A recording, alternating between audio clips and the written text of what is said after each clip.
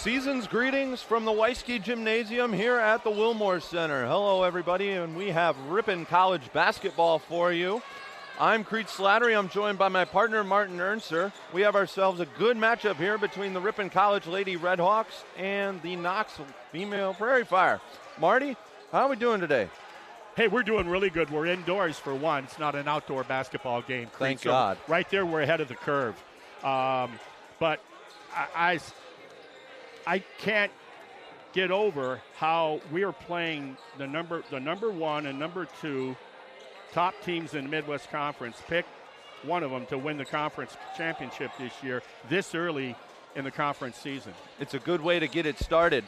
Wow. As you were mentioning early in the Midwest Conference season for the Knox College Prairie Fire, 4-4 to start the year, 1-1 in Midwest Conference play. Their one win came against Lawrence. For the Ripon College Lady Redhawks, 5-2 to start the season. Another strong start for Lauren Busilaki's squad, 1-0 in conference. And what's interesting about that win-loss record for both ball clubs is if you go back up and look at that schedule of who they've been playing, both ball clubs have played ranked competition, NCAA Division III top 25 ball clubs, multiple teams, not just one. So both coaching programs, both coaches, I should say, have not shied away from non-conference high-caliber competition. And you were mentioning a ranked opponent for Ripon. They're one of their biggest wins of the season, a 9-point victory against 13th-ranked Carroll. Right, and that's one of the, it's interesting because you watch the maturation of the Ripon Redhawk ladies team, and over the recent years, 2, 3, 4 years, they're playing teams like Carroll. They're playing teams like Wheaton College of Illinois.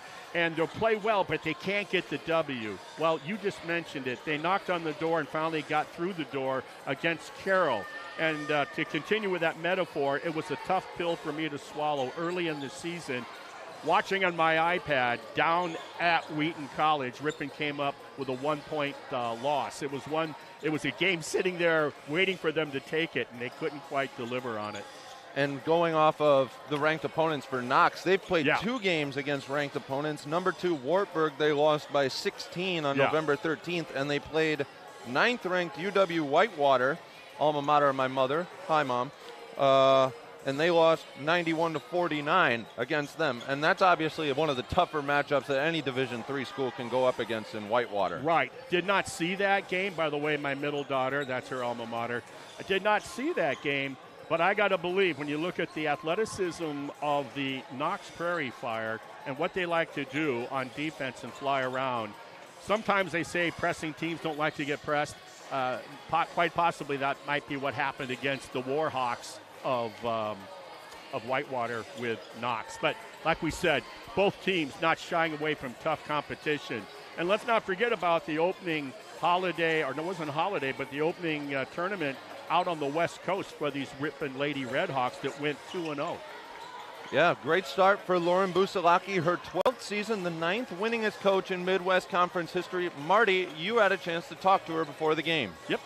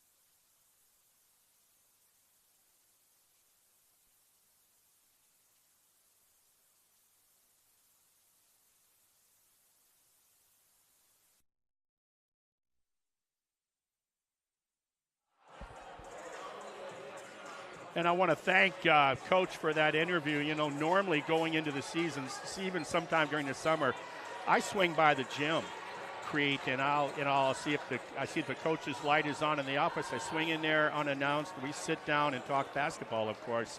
Find out about the new freshman incoming, the recruiting season, and what she's feeling about coming in to the season. So I want to thank. I didn't get a chance to do that, so it was great seeing her. She's got her third child since I saw her last at the end of last season. The assistant coach, Meg Jensen, is now married. I was joking with Owen Tooney, the other assistant, a great varsity men's player for Coach Ryan Kane in his own right, that maybe he should run for mayor of Waupun, his hometown. But anyways, all kidding aside, it was great to have the coach share her time before the tip-off. And talking about these freshmen, one of the freshmen who has made a great impact so far to start the season, Carson Nelson, will be out today with injury. Yeah, tweaked. I talked to Coach Tooney, and she tweaked an ankle, had tweaked it before, had another experience with it, so hopefully she'll be back within a week or so. You definitely want to see that back. She's been a good, solid presence on the floor so far. 7 points, 3 rebounds average throughout the year. And she is so quick with that first dribble off the bounce that I think that's what she brings to the table. Yeah. And what we just told you, who is not in the starting lineup, we'll have starting lineups and the start of this ball game here after the anthem. We'll be right back.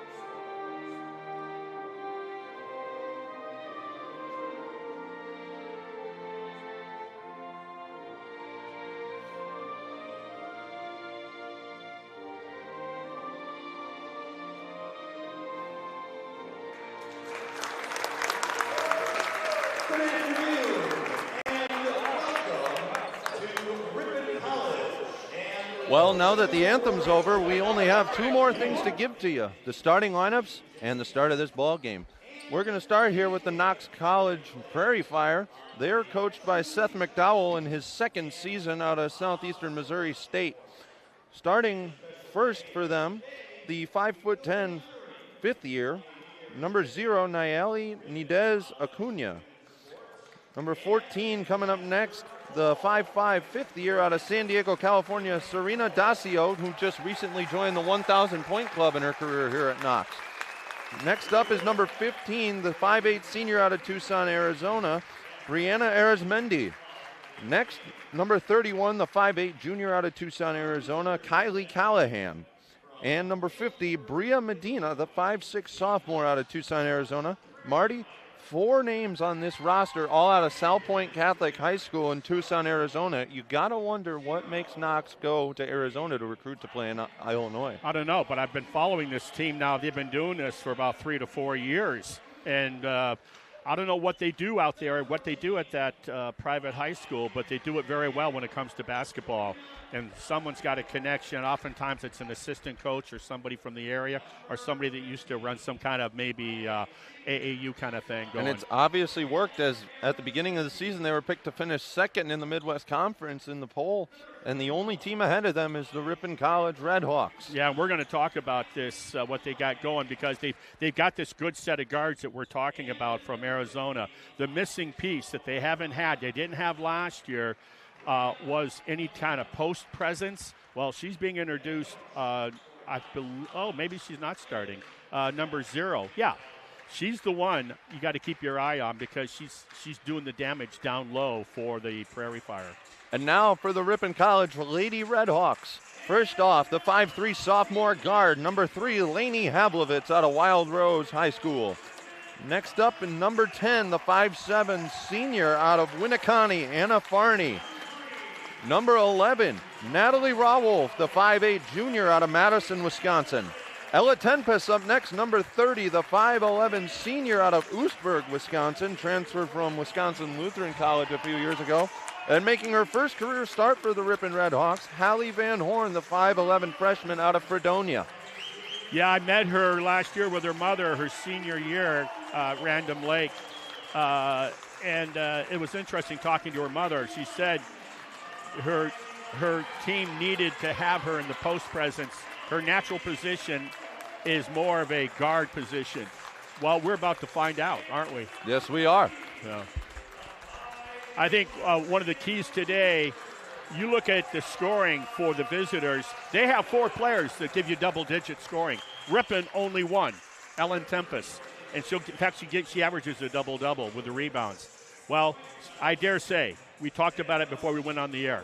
You can't have number 30 for Ripon, Ellen Tempest, get into early foul trouble. I think that would put too much pressure on the Ripon program. And this is the Redhawks squad that Coach Coach Busilak is looking to take them to a 4th consecutive Midwest Conference championship, and it would be their 7th since 2018. That's nuts. You talk about domination.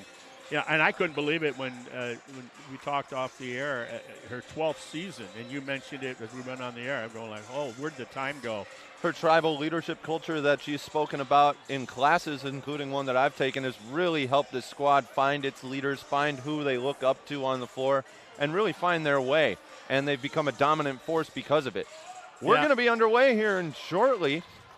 The Redhawks in white with red letters and black trim. Knox in purple with gold lettering. And the opening tip won by the Redhawks, brought up by Farney and given to Havlovitz. Havlovitz started last year as a freshman, played the majority of games at that point guard position. Yeah. Working up top, drives in right. You know you're good when you start as a freshman at the point guard position? Oh, definitely. Van Horn with it on the left side. He gets Havlovitz up on the top. Havlovitz looking for an open pass. Yeah, that shot clock's down Gets to it 5. down to Tenpes. And a pass wild out of bounds. It'll go to the Prairie Fire. Tempest rushed the pass, and Rawolf also moved out to what she thought was a better position. Yeah. Ball was already on its way and out of bounds. I've watched 4 of their games online by the Ripon, and that's one area Tempest has to improve on. An excuse-me trip, no whistle, Ripon gets the turnover. Rawolf bringing it up the floor for the Redhawks. Rawolf, a good 3-point presence for the Redhawks as well. Havlovitz is going to take the long 2, nylon. Lainey Havlovitz with the first 2 points of the night for the Ripon Redhawks. Good start for her. She's the 2nd leading scorer on the ball club with just under 8 points. Driving in, shot off the bottom of the rim, rebound to Van Horn. That was Medina. Yeah, you believe that explosiveness. Medina on the season averaging just over 17 a game, so she's the big offensive force for the Knox Prairie Fire as Havlovitz slipped coming off the reception of that pass from Tempest. Travel turned it over to the Prairie Fire. Because of the feistiness of this defensive effort by Knox, they make the opposing team get uncomfortable in their half-court offense. So that's one thing to watch for is turnovers by Ripon. Acuna up at the top of the key goes over to the left. Medina drives in. Corner 3 is good from Serena Dacio, the most recent member of the 1,000 Point Club in the Midwest Conference, and you can see why. And watch her on the three-pointer. I remember last year she made 3 in a row in the postseason tournament. Entered down low to Tempest. Almost stolen away. Van Horn with it up on top. Farney's going to line up the 3. It's good. Nylon from Anna Farney from three-point land. You know, they're doubling the ball, so Farney on the ball reversal, just like Coach Busilak said, make him pay for Medina once again driving to the left side. Rebound to Tempest. Medina's taken the majority of shots. I believe the only shot that hasn't been taken. Here comes Rawolf in with the right hand, kisses it in off the glass. 7-3 Redhawks here in the early going. The defender for Knox thought better of it and not get the whistle. Medina that was not Medina. That was number 30, Kylie Callahan, who came in with the short jumper. Yeah, and what a transition team this is, Knox. Man, did they transition. Havlovitz looking to get it into Tempest. She gets it to Farney in the corner, who then gets Double. it to Tempest. Goes around. Van Horn, the long two, is nylon. Good start by the freshman. Hallie Van Horn. Great job when she got doubled and triple teamed to find the open teammate. Shot out to Callahan. Her three-pointer rattles out with the rebound going to Tempest. Ripon moving it quickly back up the floor with Havlovitz. The intensity of this game, I love it. Coming off a screen, there's Van Horn on the top.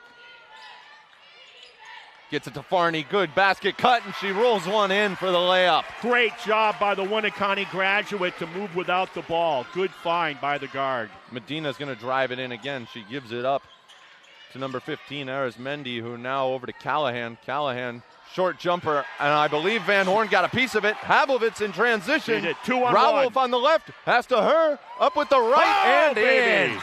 Great transition basketball from the Ripon Redhawks, and a timeout taken by Seth McDowell. The best description of what we witnessed in the early going of this game is Ripon is taking advantage of what Knox College is giving them. Knox College is pressing the perimeter, pressing the ball on top, and they're doubling and sometimes tripling when they get the ball down low to the Oostburg lady for Ripon. And what Ripon is doing, Ella Tempest, she's reversing, getting out, finding the open jump shooter, and Ripon right now hot from the perimeter on those jump shots. Hallie Van Horn would have been a three-pointer, but her feet were on the line. I saw that, and those are things you talk about when you're sitting. Assistant coach can mention her when she's on the bench, saying, "Hey, that one nice long two-pointer you had? Hey, set yourself up. Make sure both feet are behind the line, so if you get the ball in the hands, you're ready to rock to the hoop on the shot."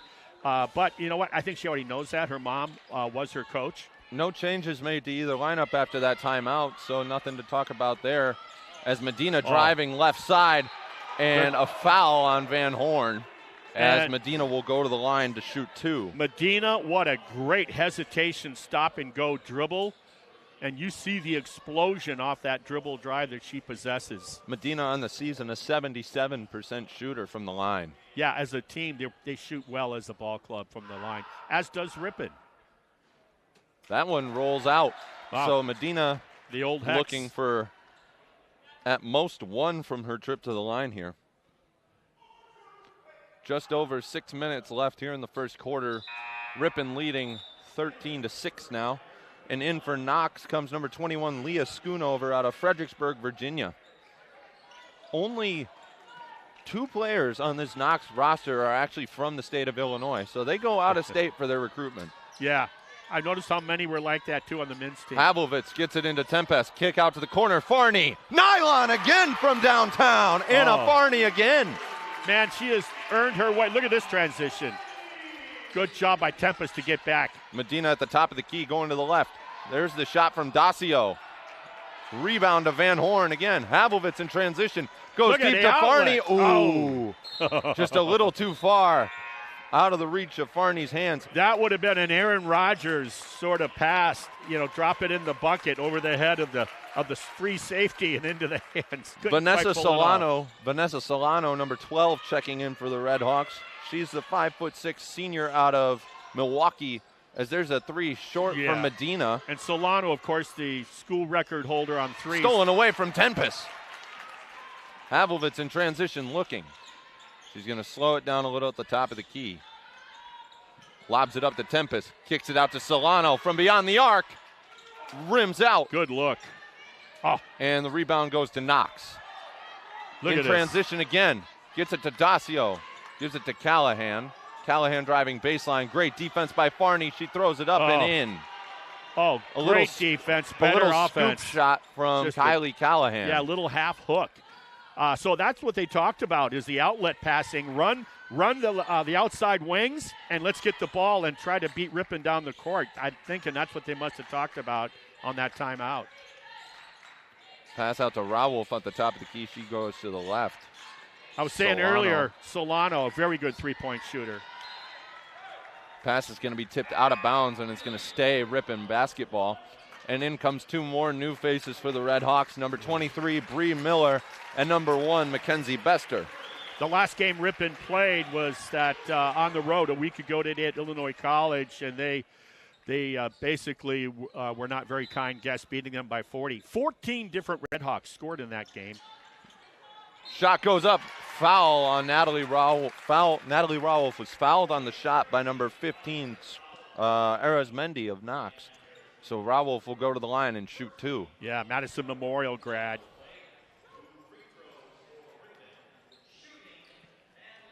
Is that the high school? It looks like an old castle memorial. I believe it is. Yeah. From the line, Rawolf shooting just over 71% as she makes her first one. Yeah, this team, both teams shooting very well from the charity stripe this season.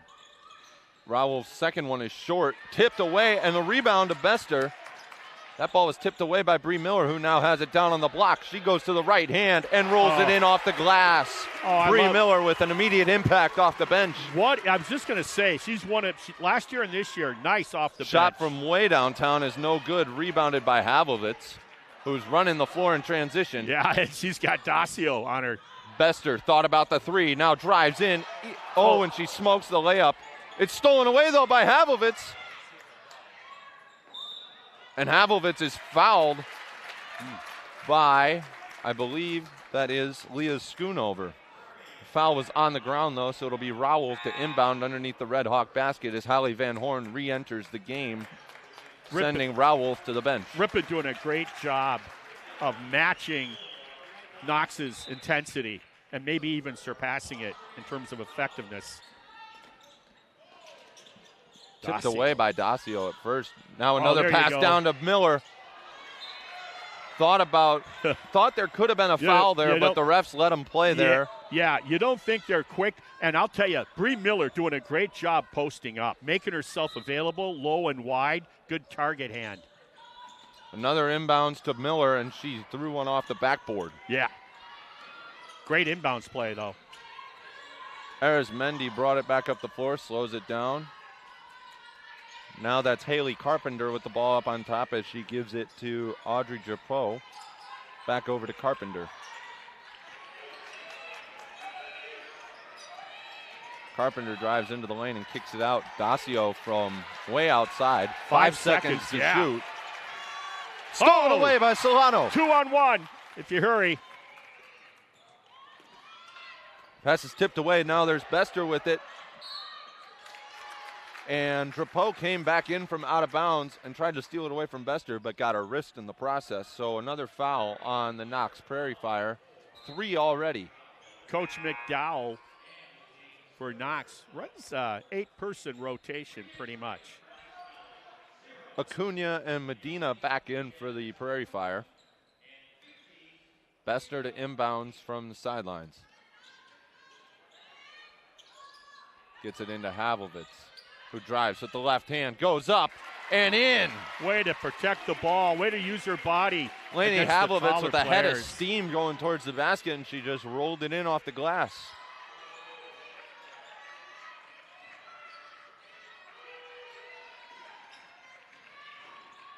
Dacio goes up and can't get it to roll in. There's going to be a jump ball, a rather quick call on the floor by the referee there. It'll go to the Prairie Fire in possession. That didn't seem like there needed to be a jump ball called. There was a little bit of a tangle between Miller and I believe it was Medina, but Miller came up with the ball right away after that. 21-8, Ripon leads, 2:52 left here in the first quarter. Dacio to inbound for the Prairie Fire. Quickly to Medina on the left wing. Dacio with it, top of the key. Lobs one up to the paint. Oh. A foul on the shot. I believe it'll go against Van Horn. Boy, what a great job of helping Solano and then dropping and helping double on the high-low pass, doubling the ball. But nice job by the Knox player to draw the foul. Nayeli Nidez Acuna.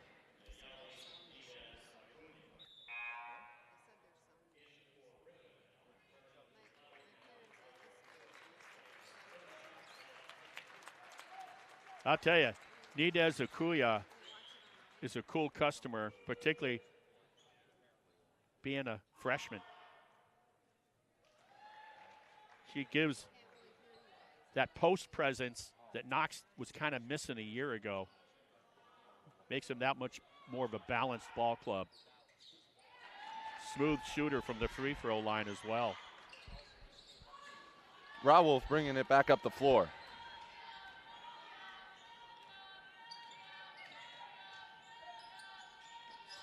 Bester cross-court pass. Farney again from downtown is short. Rebound to Bester, kicks it to Tempest. Tempest driving, right hand goes up. No good, but she's fouled. So Tempest will go to the line, something she's very, very good at this year. They showed the ball. She did a good job of showing him the ball and then took him off the dribble, got the contact. Tempest leads the Redhawks by a wide margin in free throws attempted this year. 56 times she has shot from the charity stripe this year. Yeah, and that's why she's got to even try to work on that and even make it a better shooting percentage for the very reason you just said, and that getting to the line so frequently. Lainey Havlovitz checking back in for the Redhawks as Tempest misses her first.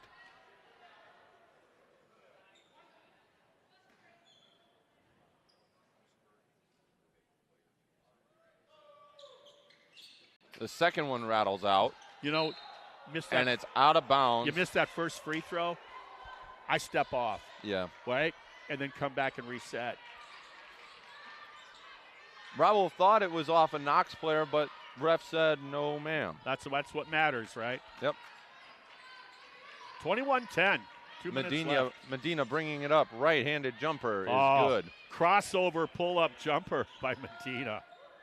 Wow. Here they come with the full court press. I was surprised I didn't see it earlier. Havlovitz breaks it rather easily. She's got a wide open lane. Quick pass to Farney. Lays it in off the glass. What a find from Havlovitz to Anna Farney. Boy, who just hit double digits. Anna Farney, the first Red Hawk to hit double digits today. Great defense by the Red Hawks so far. Only 12 points allowed to the Prairie Fire. There's Farney as on cue, is knocking it away. Shot from the corner is blocked. I'm not sure if Havlovitz running in transition. Yeah, you better have a rearview mirror with this Knox defense. Van Horn down in the right corner. Havlovitz, top of the key. No good. Rebound, Tempest. Goes back up. No good again. Fouled on the shot. So Tempest will once again go to the line. Here's the deal on that. Were you surprised on the delay of the whistle? A little bit. Yeah. It's almost like sometimes I think that, well, if the ball goes in, then I'll swallow my whistle. Yeah, and the coach is talking to him about it right now. I'll guarantee you, because I saw the look on his face sitting on the bench when the whistle blew. Tempest makes her first. There you go. 24-12 now with 1:15 left in the first quarter. Haven't talked about this, but this might be, in my opinion, not sure how much that counts. Makes them both, by the way, how deep this Ripon team is. Oh, yeah. Maybe the deepest I've seen in all the years I've been covering this squad by Busilak. Stolen away by Rawolf. She's got numbers in transition. And stolen and given right back to the Prairie Fire. Callahan driving, left hand, off the glass and in. That is some basketball. High-paced game, so it would make you think that there would be a lot of scoring on both sides. Another smoked layup by the Redhawks. Tempest with the rebound. Had to make room Farney for herself. From downtown once more. Short. Yeah. And a cheap one on a rebounding foul called on Natalie Rawolf. She tried to go around the defender. Over the top on the reach. Yep. Serena Dacio checking back in for the Prairie Fire. Knox is outscored, got on a little scoring here, 25-14. They were down more than that not too long ago. 28 seconds left in the first quarter. This seems longer than a quarter. It really does. It's going to be tipped out of bounds by Havlevitz. It's going to stay Prairie Fire basketball. Boy, a stat the coaching staff for Ripon's going to be so happy with in the half-court defense is how many tipped balls and how many steals. Inbounds it to Drapeau. Gets it back to Callahan on the left wing. Goes to the left side. Long two. Banks it in. The bank from Arizmendi. You got to smile when you bank a three. 7, 6, 5 seconds left. Havlevitz bringing it down the floor. She lays it in off the glass and in. Beats the buzzer. Lainey Havlevitz goes coast to coast off the make. Great job by Havlevitz, forcing the defense that, hey, you know, if I challenge her, I might get a whistle. So they backed off, and she delivered with the finish at the buzzer. But not very good defensive effort by the Knox Prairie Fire there. There was less than 10 seconds left in the first quarter, and they basically gave Havlevitz almost a free lane to the basket. Well, that's what I was saying. You don't want to get called for it. If you challenge her in that transition speed dribble, you get called for a foul, a reach-in. The coach is wondering, why did you do that with just a few seconds left? It's kind of a do I or don't I? But anyway, what a great start for the 27 Redhawks. Points in the first quarter. Anna Farney with 10 of those points, 2 3 balls. I am so happy for Anna Farney's career at Ripon. She came in as a freshman. I believe she might have been Player of the Year her senior year at Winneconne High School in the conference that Ripon also plays in, Ripon High School ladies, girls. Anyway, and she's waited her turn, and she's earned her way on defense because she, as a sophomore, she gets some playing time here and there. Last year, you started to see credible minutes for Farney. And then she got comfortable with the ball in her hands. And now she's just the maturation of her and the confidence offensively, well, we just saw it in the first quarter of this game against maybe the top team that can challenge Ripon to dethrone them, right, for the Midwest Conference Championship. So great start for the Winneconne Wolf, former Winneconne Wolf, Farney. But Knox's athleticism, the Coach Busilaki's plan, when they double the ball, when they press the ball reversal, and Ripon is delivering with made shots. Redhawks start with the ball to start this second quarter, I should say. Havlevitz to Rawolf. Rawolf gets it to Van Horn, who took a step before she took a dribble. Just a little bit of a half bunny hop step. Yep. And she'll know that. You know, you're one of those classic gym rats.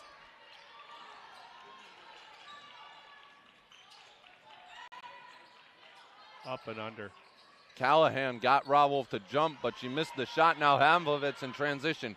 Kicks it to Farney. Makes a move. Goes up at the right hand. Oh, and it rolls out.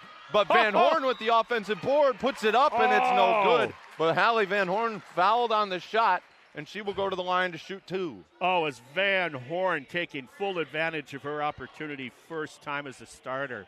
My goodness. And if you were watching this right now, not knowing that it was her first time as a starter, you're watching this. She's playing with the confidence of a junior or a senior right now. I was just going to say a junior as well. As she makes her first free throw to give the Redhawks 28 points so far into this ball game. Yeah, her mom was a collegiate basketball player. Something about that apple, not too far from the tree. She misses the second one, and the rebound goes to the Prairie Fire. Trying to beat him at their own game. Just chasing her down. I think Tempest got a piece of that one, but the rebound will go right back to Knox. Callahan with it. Ripon, good job of recovering on D. Schoonover driving, right hand, off the glass and in. They know what to do with the ball when they get it inside the paint. Havlevitz slowly bringing it up. That's a change of pace for this ball game. Yeah, it's a 10-point deficit now only for Knox. Look at that. Pass was going right into the hands of Dacio, but she brought it out of bounds with her. Yeah, she ran out of real estate. She couldn't get both feet in. Remember, 14, Dacio, keep an eye on her on three-point shooting. Rawolf to inbound, gets it into Havlevitz. 15 seconds left on the shot clock. Havlevitz looking, goes across the court to Farney. Good decision. Single digits left on the shot clock. Tempest has it stolen right back from her, but Rawolf gets it now and throws it out of bounds. It'll go back to Knox. She was salivating, too excited. They're trying to go to Farney.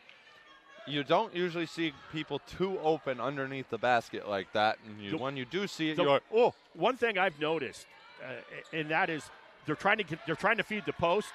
They're not forcing it to Tempest. And I've seen that over recent seasons. What? Stolen away by Rawolf. Yeah, fell in her lap.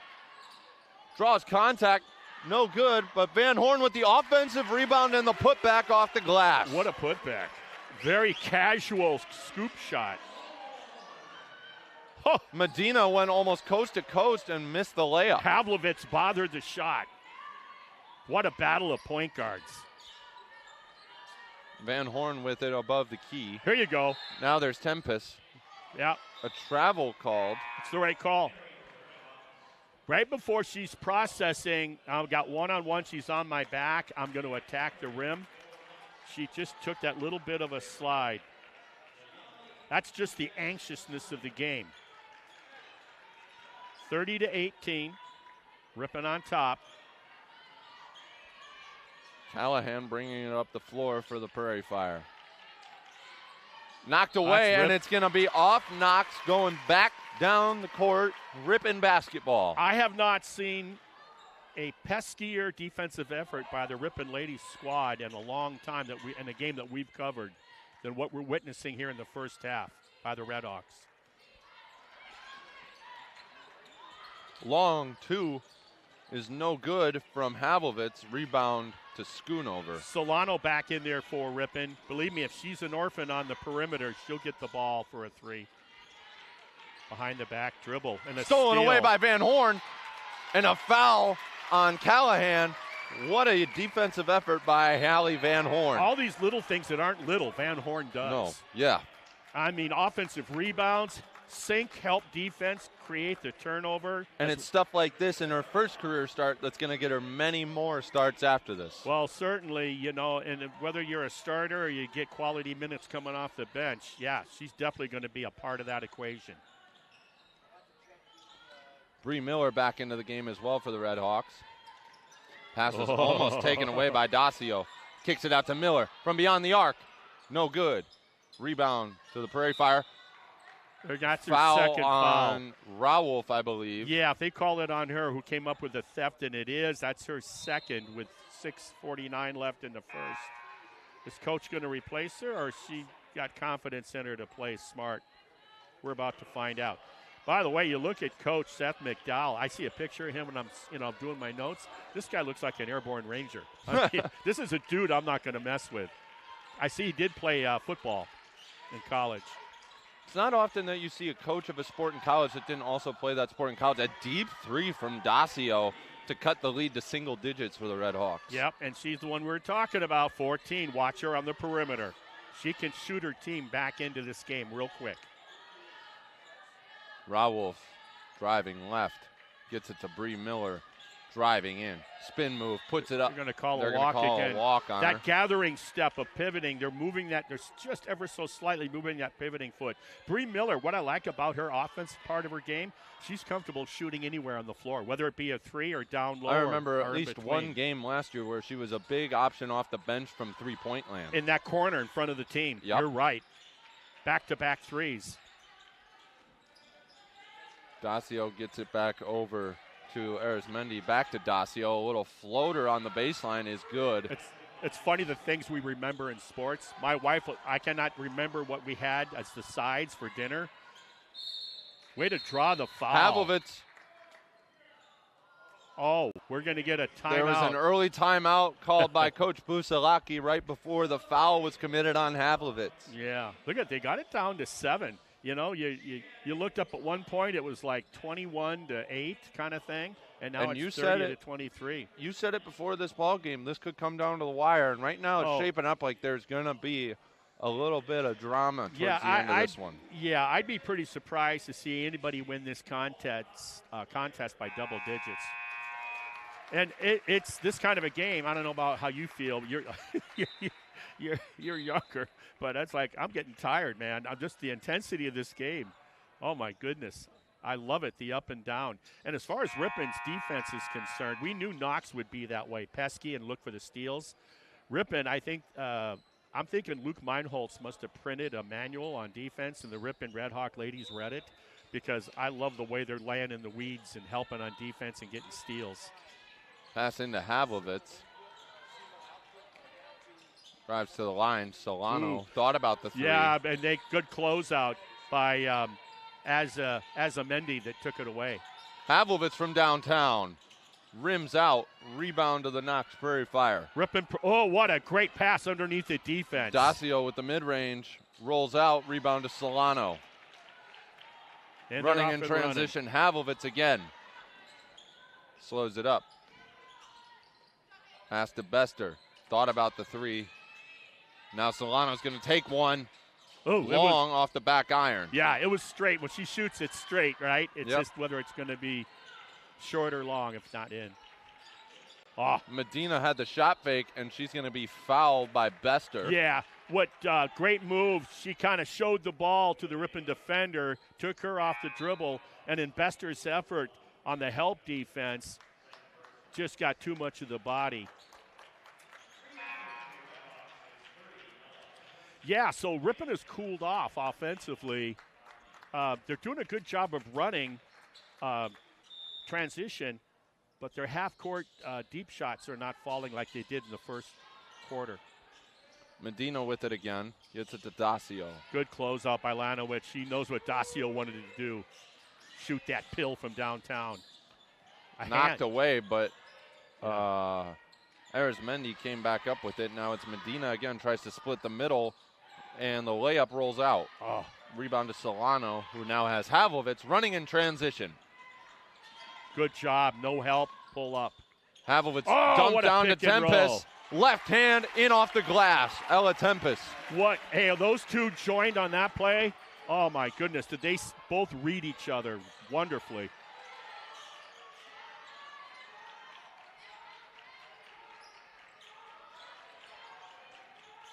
Arizmendi with it, dumps it down low to Acuna. Her shot is no good. Tempest with the rebound. Almost Farney running it in transition. Solano kicks it back out. Farney, three-pointer. No good. Offensive rebound to Van Horn. Goes up. No good again. Another rebound to Tempest. And a foul called on Medina as she knocked it out of Tempest's hands. What a battle. And one thing that I'm noticing also with the Knox offensive attack is it's a 5-out scheme, which forces players like Tempest and Van Horn, who are usually used to guarding down low on the block, to not be able to guard down there. They're forcing them to play perimeter defense. Yeah, and it opens up the lane for that quick-footed offense of Knox. Havlovitz. A travel is called. Yeah, she tried to draw the foul. If there's one stat we're going to see at halftime on Ripon, you got to believe they got probably a good half dozen walks right now. Those are lost. Those are 6 lost opportunities to score. We're going to get the freshman from Haley Van Horn taking a seat.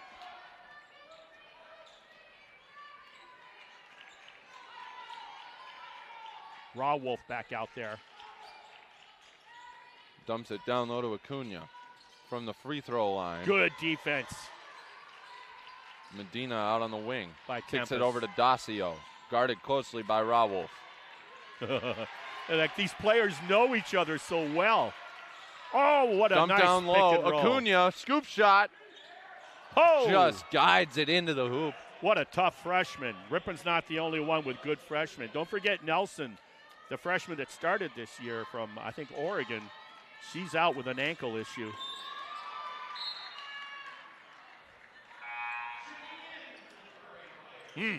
I think there's a lot of respect for both ball clubs for one another.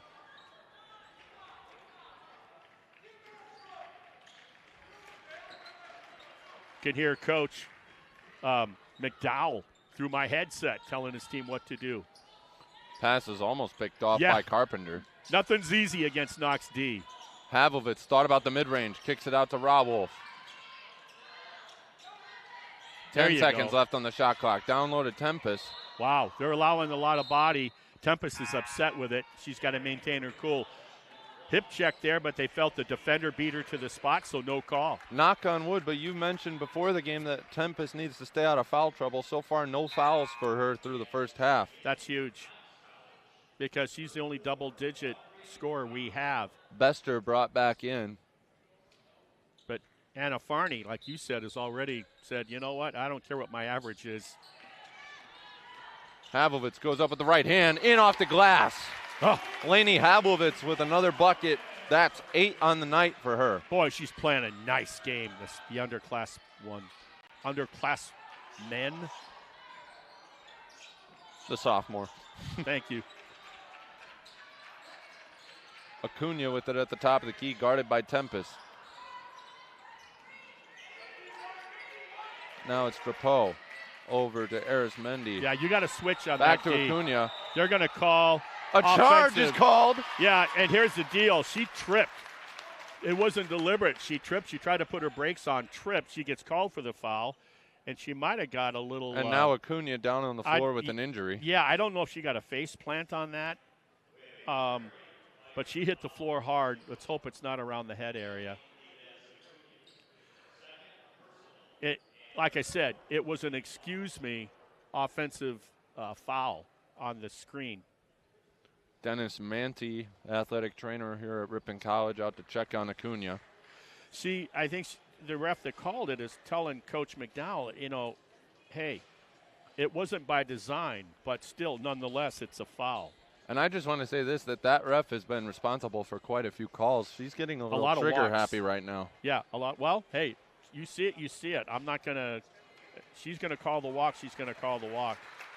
And Acuna getting up off the floor now. Hopefully she's all right and she'll be able to continue. She's probably going to take a seat here for probably a few possessions. Yeah, maybe the wind knocked out. Not quite sure, but she's walking off on her own. And Coach McDowell is saying kind of what I was saying, trying to plead the case that she needs to stop blowing the whistle as much as she is. No, I don't think a coach tells the ref to stop blowing the whistle as much. I think he's just questioning the call. That too. Yeah. Rawolf to inbounds now, as Ripon will start with it on their own half of the floor. And, the way he did it, talking to her calmly, refs appreciate that, too. Yeah. Bester gets it to Tempest. Good find to Farney. Left hand in off the glass. What a pass from Ella Tempest, the court vision. From the big to the guard. You love to see it when it's the other way around. Yeah. White. A pass from Arismendi picked off by Tempest. Yeah, Havlovitz in transition. Kicks it to Rawolf. Right hand in off the glass. They're running in transition here at the Weisky Gymnasium. Timeout taken by Knox. 38-25 with 1:46 left in the half. Before that fast break on the theft by Tempest, that play we were just describing before, you like to see from the big to the small. It comes back to Farney moving without the ball and making herself available down the lane. A lot of players don't see that. It's not easy. She sees it. She finds a space near the basket, and the big from Oostburg High School found her.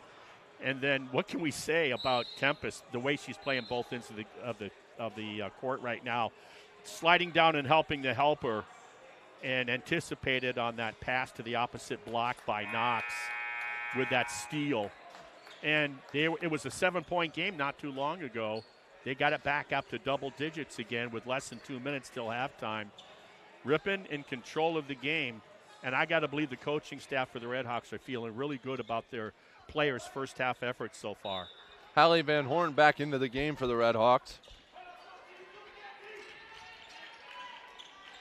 Callahan bringing it up. Down low, knocked away by Van Horn. And a foul is going to be called on number 30, May Callahan. Yeah, May caught it in the schnoz, too. Caught it in the nose. It was unintentional. Number 30, May Callahan, and number 31, Kylie Callahan, sisters, both out of Tucson, Arizona, both out of Sal Point Catholic High School. Tucson, as I call it. Tucson, yep. Also known as the concrete jungle of Arizona. Well, you know about concrete. Yeah, I do. Crete. And now that the Redhawks are in the bonus, Anna Farney is going to shoot 2 free throws here. First one, she falls short with it. Her and Rawolf wearing the school colors of the red shoes. She gets the second one to drop. 39-25, 14-point lead for the Redhawks here with 1.5 minutes left to play in the first half. Schoonover makes a move, puts a floater up too long. Callahan again. Throws one up, in off the glass, and one. Kylie Callahan. Her crossover dribble to the left. Wow. One of those tough players we've seen over the years here. Just a junior.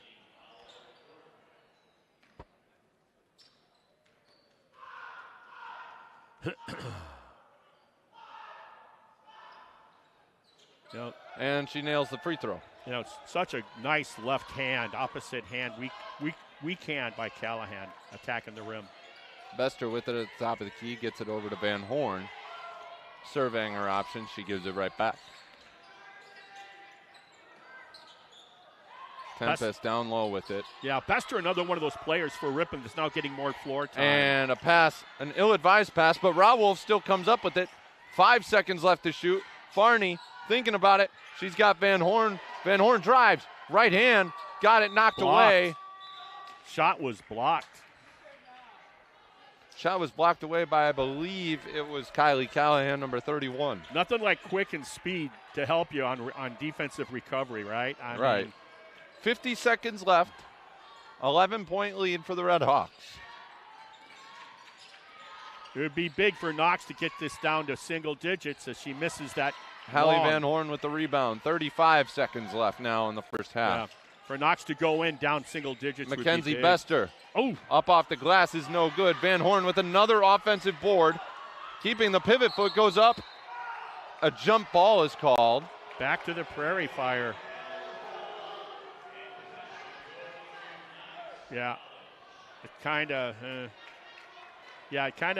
makes you wonder, right? I mean, he called it. That's it. That's the way it goes. 23 seconds left. There will be no shot clock for this possession for Knox. I would wonder that they'd hold it and try to get the last shot here. And if they score, you go in there below double digits. Nice find, but Dacio couldn't handle it. Beautiful. So there will be 11 seconds left, and the Redhawks will have the last shot of the first half. Beautiful pass on the back door. It was just too difficult to handle, even though she hit her in the hands. Lots of time here with 11 seconds for the Redhawks. Inbounds it to Havlovitz. Havlovitz. What? And another travel called. That's a dribble jump stop. It is. And Havlovitz made the shot from the right elbow. I don't understand that call. Callahan with it. She gets the shot up. It's no good, and a foul called right before the buzzer. Trigger-happy refs are blowing whistles left and right here. I take issue with that dribble jump stop. There was nothing wrong with that. I take more issue with a call that gets made with 0.2 seconds left on the clock at any point in the game. I didn't see it because I was watching Coach Busilak talking to that official that made that call. You can nod your head. But 0.3 seconds left on the clock as Kylie Callahan will shoot 2 free throws here for the Prairie Fire. Yeah, they can get this down. Get this down to a 9-point deficit. Wow.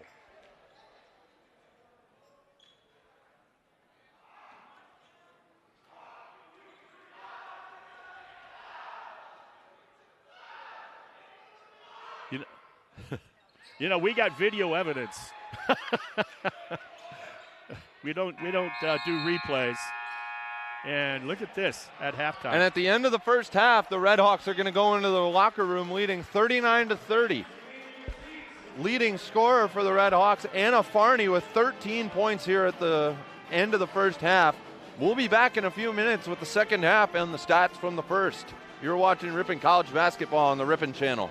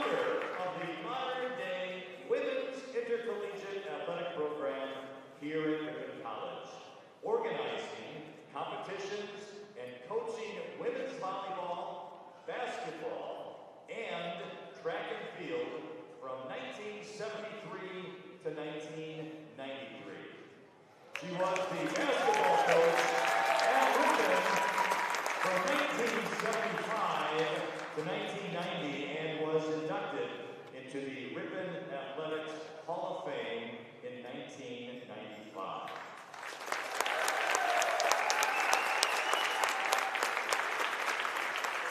Even after her coaching days, Elaine has continued to be one of the biggest advocates, supporters, and champions of Ripon College athletics.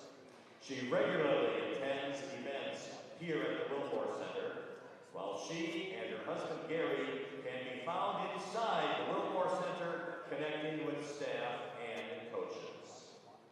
Elaine's legacy at Ripon College has gone far beyond the wins, losses, championships, and individual accolades that she and her student athletes have achieved.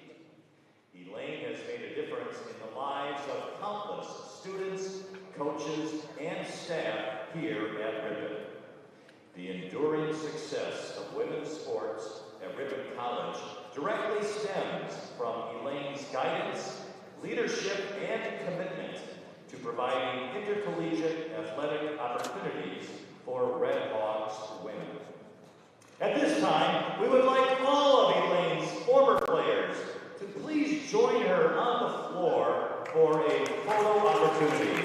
And again, a round of applause for Elaine Cole, the author of Women for the Ripon College.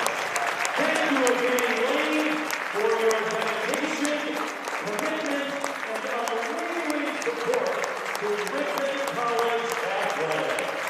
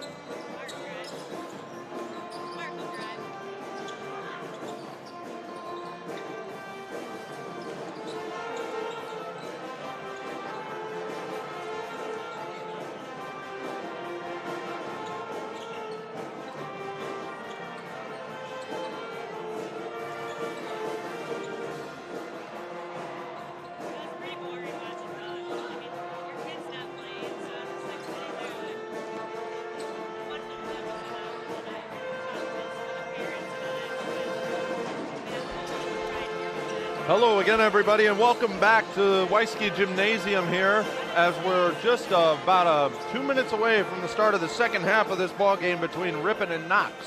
Ripon ended the first half leading 39-30, and we have the stats for you from the first half. First off, the leading scorer in this ball game, Anna Farney, 13 points in the first half, helped by 2 3 balls that she's been shooting. And also what we really want to take a look at is the rebounding totals. First off, total. Ripon, 23 rebounds as a team compared to Knox's 13. But the offensive board is really where the Redhawks have been killing the Prairie Fire. Yeah, which usually translates into second chance opportunities to score. And the other thing defensively, we talked about how Ripon is trying to beat Knox and doing a heck of a job of beating them at their own game. What better example than in the steals category where you see 2 steals, 2 thefts by Knox.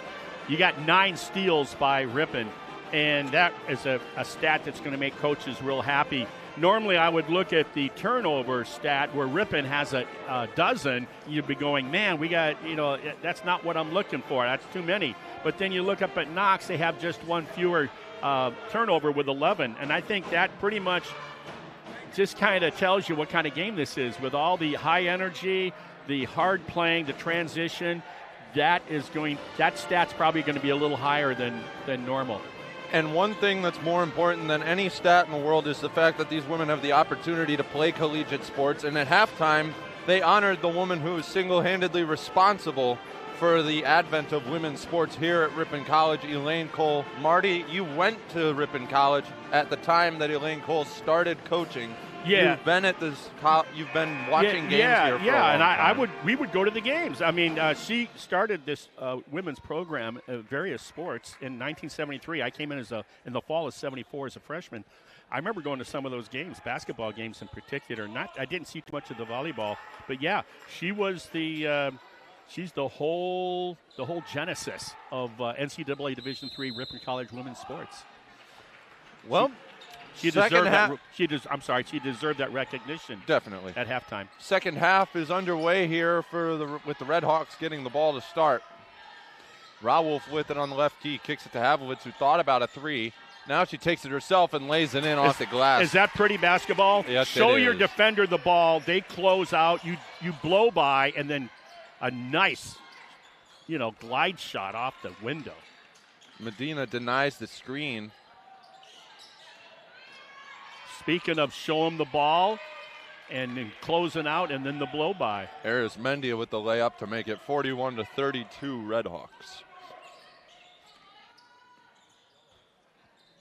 Van Horn with it. Drops it down low to Tempest. She bobbled it. Double. Tempest. A jump ball called. What? I'm not sure about some of these calls. There was no sort of grabbing or even tie-up on that play. I don't know where the jump ball call came from. Well, this ref that called it has her back to the play. The ref that's in front of the Ripon bench doesn't really have an angle to it. He's ball side. He didn't blow his whistle. Look at the quickness of Dacio. You got to love it. Dacio's going to let one fly from downtown. No good. No, but man, what a quick release. She's looking for that outlet. Havlitz got Rawolf in transition. Rawolf turns. Gets the ball knocked away, and a foul is going to be called on the shot. And the Ripon student section mockingly asks if that was a jump ball, too. So it's going to be 2 shots for Natalie Rawolf. The foul will go against Kylie Callahan, number 31. That's her 3rd of the ball game. And Rawolf misses the first one off the back left iron.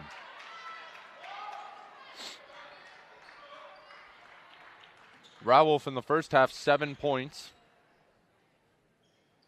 Makes it 8 on the game with that free throw there. So a 10-point lead for the Redhawks here with 8:40 left.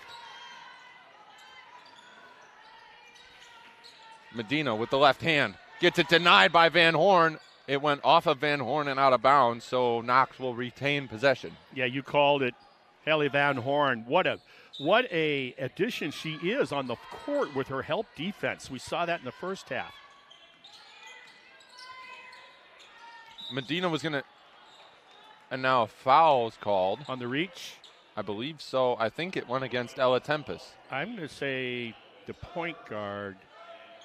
No. Yep, it goes against Lainey Havlovitz. That's her first foul. Okay. Enters it in, shot goes up and rims out with Van Horn grabbing the rebound, and she's fouled by Acuna. And I don't blame them.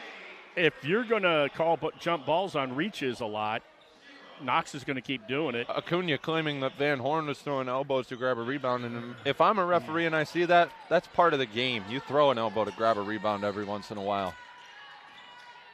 God knows I did it. Farney thought about the three. She's going to take the shot from the elbow. Nylon. Dribble. Farney. Shoulder the ball, dribble, relocate, like you said, from 15-footer on the elbow. Pretty. That's how she started the game. Hot. Medina now takes a mid-range. That's going to be short. Grabbed by Rawolf. Havlovitz in transition. Ooh, she was looking for Farney. Yeah. But she's going to take it herself. Throws it up. And in! And one! Lainey Havlovitz, the sophomore. That's how she started the first half as well. The scoop shot and the foul by Acuna. What body language in the air. Wow. Control. What control. 2 subs coming in for the Prairie Fire. And Lainey Havlovitz looks to complete the 3-point play. I like the senior talking to the freshman, the 2 bigs. Tempest talking to Van Horn. Free throw comes up short. Both teams always Eris looking. Mendy running in transition. She loses control of it. Now Farney with it. No help. Pull it up. I guess Farney's going to take it. Right hand. Fouled. She's going to go to the line and shoot 2. Well, it was 1-on-2, almost 1-on-3, but what she did so cleverly, Farney, when she split the defense, kind of, hip check to hip check here, got the whistle. Farney with 15 points so far, looking to make it 17. Well, it'll be 16 at most after this one as she misses the first. Just underway here in the third quarter. Redhawks were shooting 50% during the first half from free throw line. And she misses both. But Van Horn with the offensive rebound. And another jump ball called. That one is actually a jump ball, though. Yeah. And it's going to stay with the Redhawks. Boy, are they quick. Yes, they are. They got quick hands, the Prairie Fire. Rawolf gets it into Farney. Now Rawolf. A long 2, no good. Van Horn with another offensive board. She's going to go up with it, and she is fouled. Wow. The Redhawks have kept it on their side of the floor for much longer than I think anyone would have thought they could have. The addition of Van Horn, she is Tempest's wingman, if you will. Oh, yeah. I mean, I haven't seen this before where we have 2 athletic, quick-footed, rebounding bigs. Yeah, exactly. And she makes the first free throw. 15-point lead now for the Redhawks as they are starting to pull away here at the beginning of the third quarter. Yeah, Knox had it down to 9 to end the first half with free throws. She knocks them both home. Hallie Van Horn having herself one heck of a first career start. Don't forget, we got men's action following this as we get a timeout taken. 30-second timeout taken by Coach McDowell in his second season. Wow. So you got Havlovitz, who's just coming out here making these amazing finishing shots off the glass in midair, floaters, if you will. You got Farney coming back and hitting jump shots the way she started the game, starting the third quarter the same manner. And then the rebounding. You talked about the stat at halftime where Ripon took and outperformed Knox on the glass, particularly offensive rebounds. And when you get out hustled on the free throw line, yeah. It's demoralizing. That is like a cardinal sin, not to, on a missed free throw, to have that. And to have it multiple free throws in a row. Yeah, it's exactly. It's almost an every time occurrence. There's only been a few times where the Knox Prairie Fire have been able to grab a defensive board off a missed free throw from the Redhawks. Yeah, and what Knox does so well is we talked about it. What they're tying up Ripon when they're getting beat on the rebounding stat. they're tying up Ripon players on those rebounds with quick hands and getting a lot of jump balls. Yeah, including a few suspect ones. Don't get the cheap call. Going with a high post now, Knox. Great defense by Farney to negate the ball going to Dacio as a good rebound by Tempest. Yeah, she keeps the ball high on the outlet pass. Good fundamentals. Havlovich tried to pass it out to Farney, but she got it deflected. She kept it herself. Rawolf enters it down low to number 30, there Tempest. You go. She's taking it to the rack. And there was no foul, and Tempest lost control of it. Well, and what's happening, they're giving her that baseline, and she's getting too far underneath the rim with that ball. I just want to know how that's not a jump ball, but there's other ones were. Don't take that dribble down into no man's land and then pick that dribble up. I agree. Rawolf gets beat to the left side. Shot goes up, no good. Oh, and Tempest grabbed a tough rebound with aggression. And we're talking about how they love to reach in after Ripon rebounds. And Kylie Callahan's not very happy with Ella Tempest after that tough rebound that Tempest had. She threw her arms out after that one. And as long as you don't throw the elbows out wide, you can pivot under pressure, but keep your elbows down and you can go as strong as you want. Now you gotta make them pay. You gotta make your free throws now if you're Ripon. You said they only shot 50%, I think, in the first half. And you were talking about Knox getting out hustled, not to knock Ripon or anything, but Knox has had plenty of opportunities to grab and miss free throws from the Redhawks. The Redhawks have just wanted it more. Yeah, that's a good way to put it.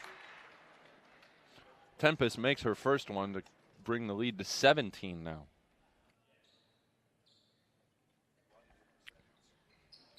And the Redhawks hit the half-century mark. 50 points with those 2 free throws from Ella Tempest. Boy, her confidence in the mechanics on those last 2 free throws looks so much better than in the first half when she went to the line.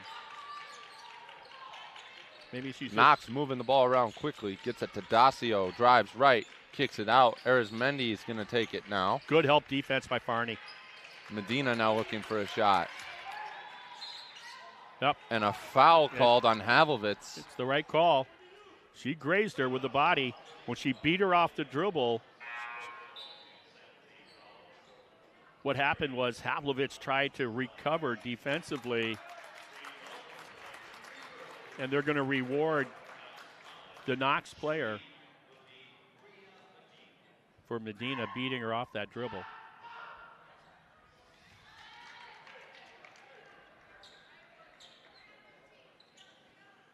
14th of December. You believe it? What would this be now, the 3rd day of Christmas? I don't know, but don't forget, I take a size 10 shoe. You're out shopping. Santa, listen up. I was at Duluth store the other day, and they didn't have turtlenecks for guys, so you can go online and get that. That cold weather we had, I mean, my goodness, I needed it more than one turtleneck. Here we go. Rawolf with it. Gets it to Farney over on the right wing. Bester with it at the top of the key. She's got room if she wants to shoot it, but she's going to think of differently. Farney. There. Solano in the corner. Yes. Nylon! The hard way. The shooter's touch from Vanessa Solano. Make that a 4-point shot. High off the 3-meter board. Shot from the right wing. Ernser. Nylon. Knox with the answer. That was Haley Carpenter out of Santa Paula, California with the 3. Yes, not everybody's from Tucson on Knox. No. Nice. Farney at the wing. Bester's going to take it in. There Solano again. No good. Boy, rebound goes to Carpenter. And that's all you can ask for is give wide open shot. Yeah, they're you getting can't the looks. fault her for taking that. And she's a good 3-point shooter. And a little bit of a wild, jerky shot attempt from Dacio. She really sold that call. Well, what happened? Farney, I think she got surprised. Farney from the weak side came over to help. And, you're right. All the appendages were kind of flailing on that. Knox does a good job of selling calls. I haven't seen very many calls in this game that actually needed to be made, but Knox sold them. Isn't that interesting how the player, you'll see Dacio how far she shoots her free throws from the line. I remember that now from last season. 15-point lead for the Redhawks here. 5 minutes left in the third quarter. 14-point lead now as Dacio knocks down both. Now you understand why she's such a good mid-range jump shot and a three-point shooter, Dacio.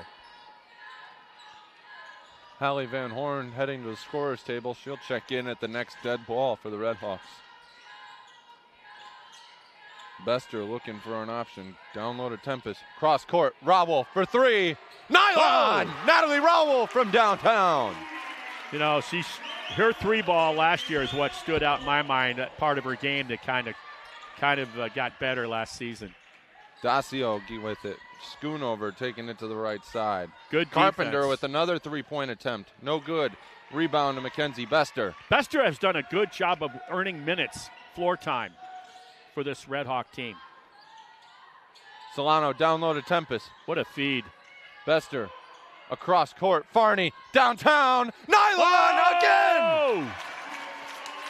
Anna Farney with her third three-pointer of the day. Look at that lead. And a foul called on Farney. We talked about coming on the air today before the tip-off about how both of these ball clubs have taken on ranked opponents, both teams, in their non-conference schedule. And it's for these types of games. That's why you do it. You're playing top teams in the country. And you're going, and you got two really good ball clubs going at it right here.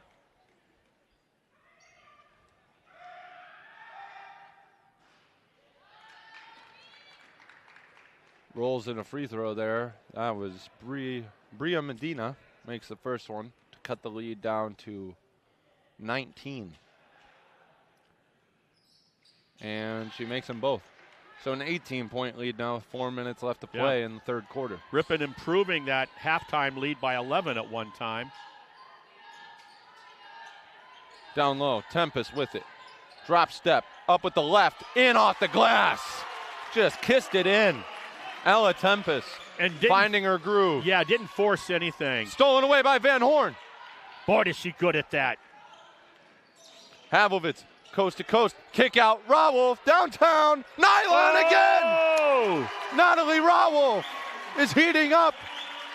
Coach McDowell wants to, but he's going to try to get his team to play through this and go on a run of their own. You got to believe that's what he's hoping for right now. With 3:20 left in the third quarter, ripping up with her biggest lead. Medina, mid-range, no good. Down on the floor is Havovitz. Jump ball is going to be called. Visitors will get and the Prairie Fire are going to get it. The other thing I'm seeing about these jump ball calls, they're coming very quickly. Like it seems like two people get their hands on the ball and all of a sudden, boop. And maybe that's good for the safety of the players, the way that they're playing with the intensity here. Well, you can't just call it a jump ball just to call it one. You got to let there actually be a little bit of a tangle before you can call it. And the inbounds pass is going to go out of bounds. Ouch. Well, what happened was the intended receiver came to the ball, and the inbounder, Dacio, was looking to hit the more of a safety valve outlet and will run our offense. So a zig and a zag, huh? Bree Miller comes in for Ella Tempest. Miller still without a point on the game. Yeah, I can't say enough about her game. Wait, she should have a point on the game. We were talking at one of the retired head of the economics department of Ripon College. We were talking about how her development as a player, and how good she is with her back to the rim posting, and yet she shoots a great perimeter three ball and in between as well. Solano down low. Rawolf kicks it out to Van Horn. Driving. Step through. Right hand off the glass. Hallie Van Horn, what a move. My goodness. What a message is being sent here by this Ripon squad. Pass is deflected away out of bounds, and it's going to stay with the Prairie Fire. Once again, Ripon getting a hand in the passing lanes, disrupting the flow of the Knox offense. We don't see that stat at halftime for tipped balls. No, but Ripon would definitely be leading in this category. Shot goes up from Dacio in off the glass. She's not the biggest on the court, but my goodness. Ooh, Raul thought about the three, but she's going to take it herself. Little turnaround, no good. Van Horn with an offensive board. Thought about it again, no good. Hallie Van Horn might almost end up with a double-double today purely on offensive rebounds. Yeah, good point. The tenacity on the offensive glass is something to marvel at. And her defensive help. She always reaches in and gets those steals. Solano running. Oh, she had Van Horn, and they're going to call it travel. She lost took the a handle. few steps. Yep, lost the handle on the dribble. She had Van Horn cutting to the basket. She wanted to see it, but then another one of her teammates ran in between, so she couldn't make that pass. Bester in for Wawolf for the Redhawks, and Farney's going to come back in as well. And she's going to replace Dacio. Farney coming in for Solano. Solano. My apologies, Solano. Yeah, she's got that three-point record in high school, Solano. She went to Martin Luther High School. In Milwaukee. Schoonover with it. Gives it to Carpenter.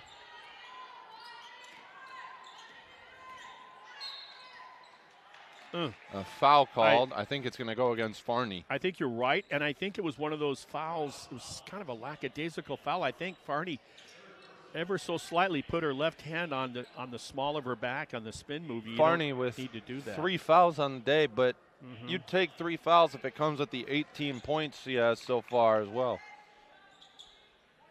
2 points away from a 20-point game. Remember, and it's defense that Farney made her name on this ball club and got her floor time.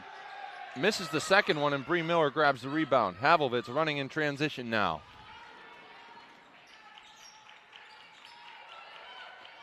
Farney back to Havlevitz. We got a 1-2-2 zone by Knox for the first time. That's off the foot Kicked of the Knox out player. by Dacio. It's the first time we've seen zone. Yeah. They did that last year also, Knox. They mixed their game up 2 years ago, I remember, with a former coach. And they would mix it up, and it worked for Knox rather effectively. Fresh legs for the Ripon Redhawks. Molly Johannes, number 15, checking in for the first time today. Laconia High School, just down Highway 23 outside of Ripon here. Bester with it. Gets it to Miller at the free throw line. Quick pass. Nice block. Is going to be blocked out by Acuna. What good ball movement on that high post from Bree Miller right back to the guard. But nice defensive block. Bester to inbound. Goes deep with it, and it's caught by Havlevitz. And a bump from Schoonover draws a foul. Yeah, the crossover dribble by Havlevitz got one of those excuse me fouls. I love the way Knox challenges even the safety valve on the inbounds play up on top. Most teams will not. They'll give you that safety valve, deep throw in, and they don't do it. They challenge everything. The Redhawks struggling to shoot free throws today as Havlevitz leaves another one short. Yeah, and maybe because they don't have legs. The way this game, the pace of this game makes the second. The Knox Prairie Fire are lucky that ball went in because Bree Miller beat every defender on her side of the lane and would have had the offensive rebound easily. Pass picked off by Havlevitz. Yeah, way to read it like a book. Yeah, way to sink. Van Horn with it. Pass is going to be deflected out of bounds by Dacio. Yeah, if you have to, fake a pass, make a pass, because the way that they hit the passing lanes, kind of like Ripon is doing this afternoon as we get Havlevitz gets to take a seat. Bester back in. She'll do the inbound. She gets it into Raul quickly. Van Horn down low to Miller. Miller into the lane. Left scoop off the glass and in. Bree Miller with great body control. Oh, she can score anywhere on the court. And she's such a quiet player. If there's any problems that Coach Busilak has, it's getting floor time for some of the players. Now I would put Bree Miller. Johannes ties it up. Oh, and they're going to call a foul on her. You know what you can do if you blow the whistle early. You've been talking about blow the whistle early on those jump balls. You do that there. She had that left that left hand in there long enough. No, but she called a foul on her. No, because yeah, and then she used her body, pivoted away, creating the contact. It's the smart play by the Knox player. I'm just saying, if you blow the whistle as quick as you have on other tie-ups, maybe it's a tie-up instead of turning into a foul. But it definitely was a foul when it was allowed to go that long, if that makes any sense. Hey, we're below 23 seconds at the conclusion of the third quarter. The Redhawks lead by 24. Both free throws good. Bester bringing it up.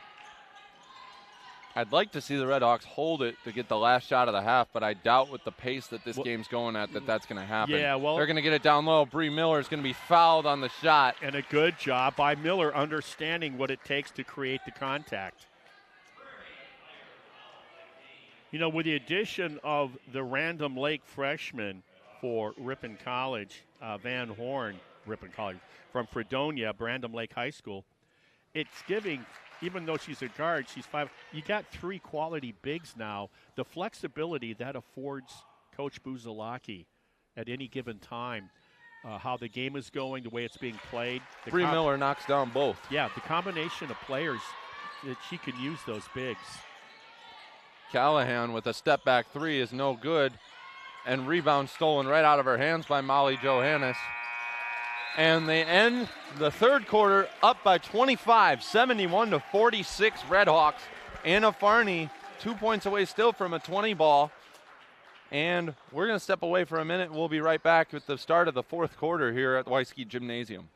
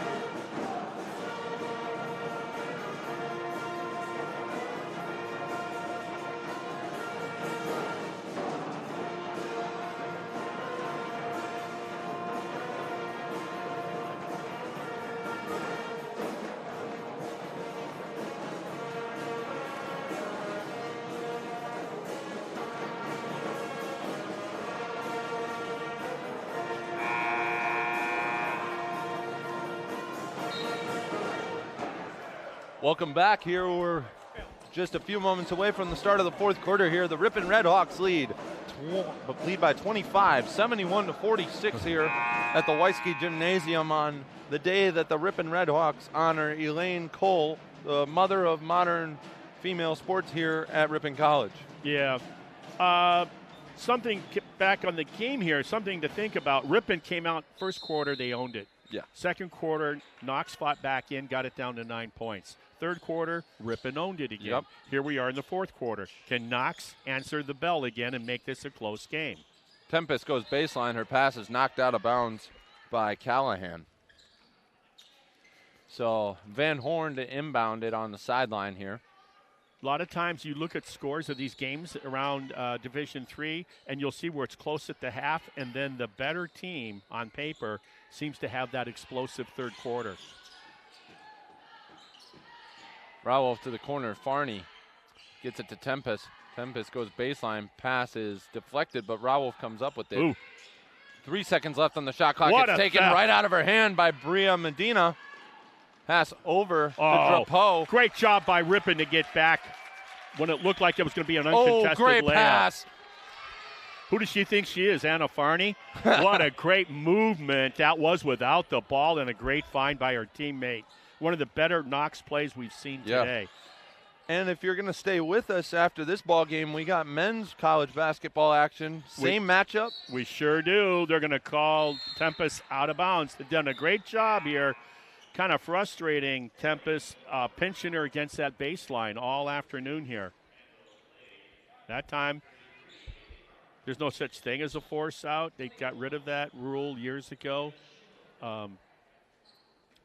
It's either a no call or a foul when that happens. And that time they did a good job of getting her to step out of bounds. Now they got to Knox to get back into this. They have to create those mistakes that they just did. They also have to and erase. Then score. Then you got to come down and put something on the board. What a stop and go move. Foul called on Tempest. Van Horn came in and blocked the shot, but it was after Tempest had already gotten her with the body. Medina, just that stop and go move. It's just scary. I think somebody else that has that move on the other side of the fence is Natalie Rawolf. Does a nice job of stop and go, attacking with the dribble. When it's done right, it's one of the most effective moves. You don't need a bag like Kyrie Irving to create space. The stop and go does it just fine. That's right. And therefore, you don't have to be the fastest on the court. You can go from medium speed to slower. You'll get that separation either way. Another new pair of fresh legs coming in for the Redhawks. Number 13, Maggie Glaus. Tempest takes out of a break. Elmwood, Wisconsin, the junior, 5'10". Havlovitz gets it over to Farney.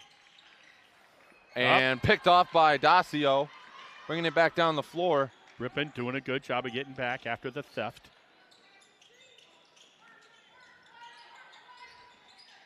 Dacio with it on the right wing. Guarded closely by Rawolf. Medina blocked by Van Horn. Hallie Van Horn came from across the lane and said, "Not in my house." And remember, it's another freshman, Nelson. If it weren't for a rolled ankle, would be out here today too. Nelson's game is quick, speed, and blow-bys, breaking down defenses with a dribble. So this team is only going to be better when they're all healthy. Shot from downtown will be airballed by Medina. Yeah, and that part of that you can just put up the fact that they know how far behind they've fallen, and they got to get shots up quickly because as we go along, the clock becomes the enemy. 8 minutes left in this ball game. Yeah, 21-point lead for the Redhawks. And Marty, I can't help but be reminded of you saying at the beginning of the game that you thought it was going to be a blowout. Maggie Glaus underneath the basket. Yeah, I thought it'd be a close game. Yep. Shot goes up and in off the glass from number 21 Schoonover for Knox. Now, I also had the history on my side looking at some of the scores and the way these teams have played each other over the last 3 years or so. Glaus again down low. Kicks it back out now. Nice. Solano down to Glaus. In off the glass. Maggie Glaus with her first 2 points of the night. Inside out basketball. What a great example of that right there. Medina with a little stop and go. Now to the corner from Dacio. Rims out. Van Horn with another rebound. Yeah. And pass went to the wrong team. Yeah, it slipped off her hand. She wanted more air under the ball. And you can notice now on plays like that, you can tell that they've been playing the same kind of basketball for 4 quarters.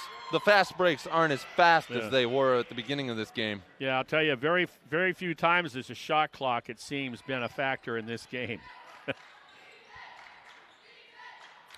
Let's see if Ripon works shot clock a little more, if they're just going to take a good shot when it presents itself. Havlovitz thought about the 3. Now she's going to take it herself, and she's going to get fouled going up for the shot. So she's going to go to the line to shoot 2.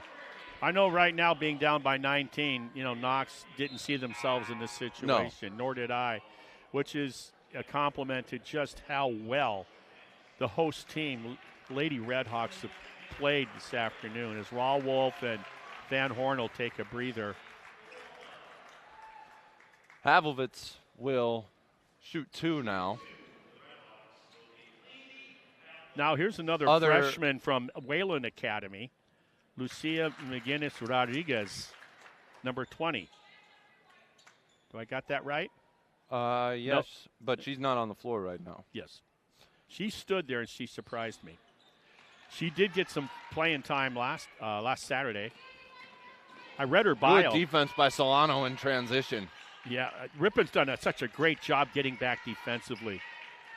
Another pair of new legs in for the Redhawks. Presley Buwalda out of Randolph High School.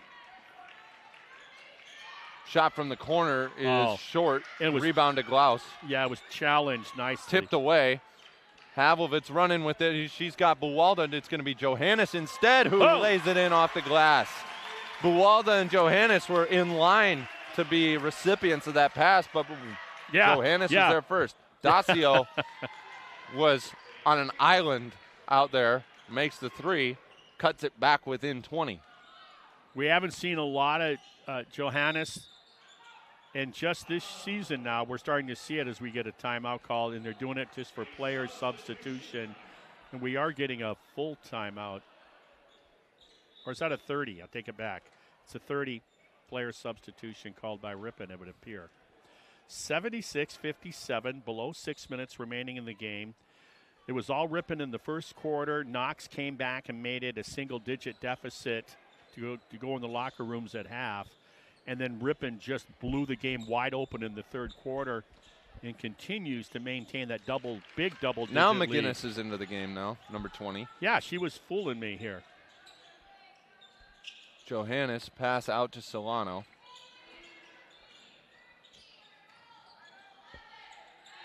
Ten seconds left on the shot clock with Buwalda now enters it down low to Glaus. Drop Looking step, around, triple gets team. it to Buwalda. Buwalda's going to go up with the shot. It's going to rim out. Bringing it back down the floor is Knox. They're going to let it fly. Oh. Nylon from way downtown, number 33, Haley Carpenter. And Buwalda from Randolph. If anybody that follows basketball in the state of Wisconsin knows what round ball means to that little community. She won a state championship with Randolph. A lot of gold balls in the trophy case for her and her sister. Her sister plays basketball at the University of Wisconsin-Milwaukee. Cool. Boys and girls at Randolph have come home with gold round basketballs in the trophy case.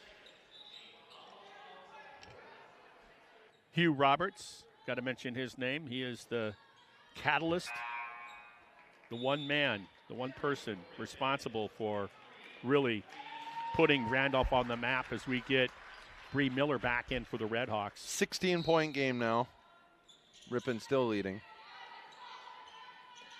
Medina with it, guarded by Buwalda. Shot from the corner is good. Another 3. Another three-pointer. You'll want to close out a little quicker on that if you can. Make them rush that shot. They've now cut it to within 15 and with 4.5 left as Busilak takes a timeout. And they're in that zone again, a 3-2. Keep that in mind. And Ripon has to understand that. And with the player personnel substitutions we've seen, we're going to get Ella Tempest. She's going to re-enter, as is Havlovitz and Rawolf. They're going to re-enter. So she's going, Coach realizes, you know what, this game's not over yet. Just like that, with those back-to-back three-pointers. And let's see. Oh, Van Horn's going to go back in. It looks like she's going with her starters. And it's just 76-63. This game's not over. No, it is not. Not by any stretch. And I think I might have spoken too early when I mentioned it being a blowout. Yeah. I mean, that's just. I tried to knock on wood. Does that not work anymore?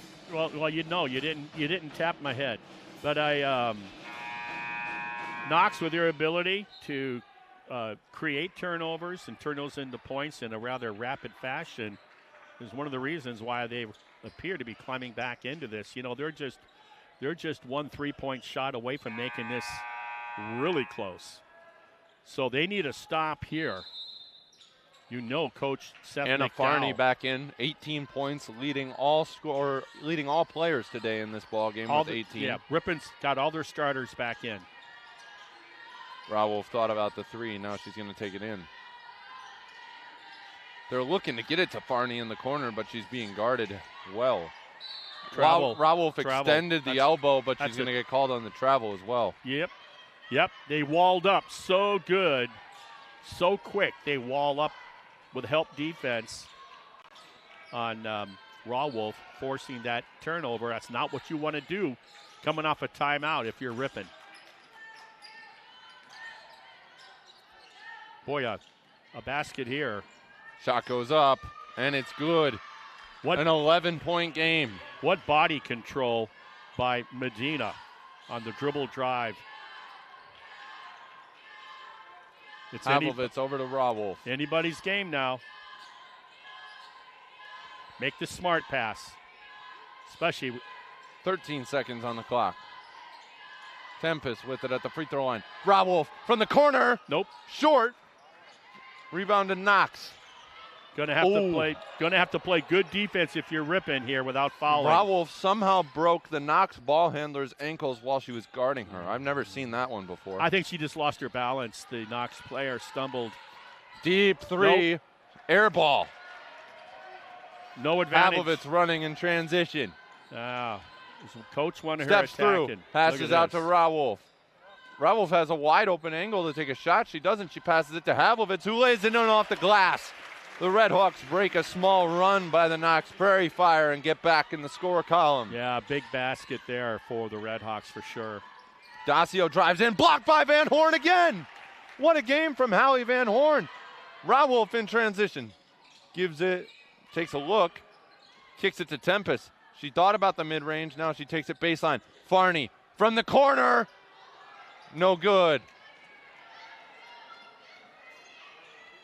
Pass up the court, Medina with it now. Guarded by Van Horn. Kicks to the corner. Drapeau. No good. Offensive rebound by Carpenter. It's a big offensive board for Knox if they can convert this into points. Ooh, Medina gets by Van Horn. Rebound is going to be grabbed by Dacio. Medina's going to get another shot. On the reach. And Van Horn going to get called on the reach in. Woo. 2 minutes, 13 seconds left.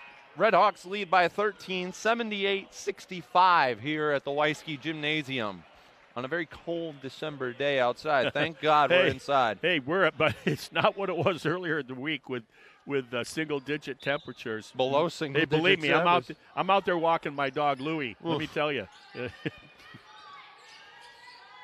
he doesn't waste as much time as he normally does. Good, for your sake. Yeah.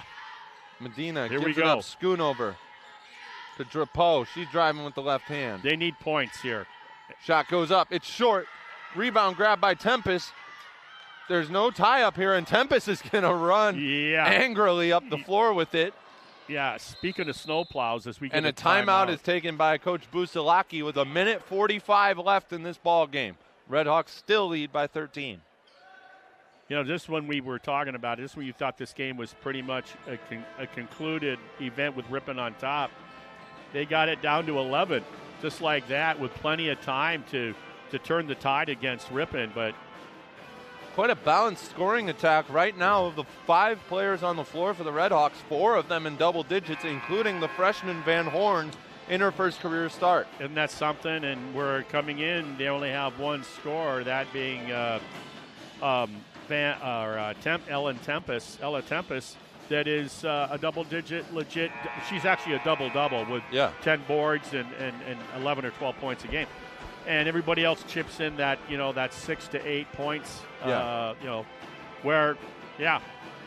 a great job. What a great game plan by Coach Busilak this afternoon to take on a very highly regarded. Coach Busilak is going to go with a couple of new legs off the bench. Maddie Friedel out of McHenry High School. Sophie Schlieve, another sophomore out of Anago, as well as number 14, there she is, Sarah Trzynski. And it's going to be out of bounds, and the Redhawks are going to retain possession. Now, to be honest with you, I didn't think that. I felt she knocked the ball in before she fell out of bounds. Her body fell out of bounds. The ball was inbounds. I felt there was no whistle there. That's just for what it's worth. You know what I'm saying? Yeah. I didn't think she made contact with the ball when she landed out of bounds. I wonder if the officials are talking about that right now. Or are they? If they overturn this, though. I think he missed. Let's see. I don't know what they called there. Yeah. Rawolf still in the ballgame, though, as one of the original starters. And Havlovitz was, but gets it into Trzynski. There's Havlovitz.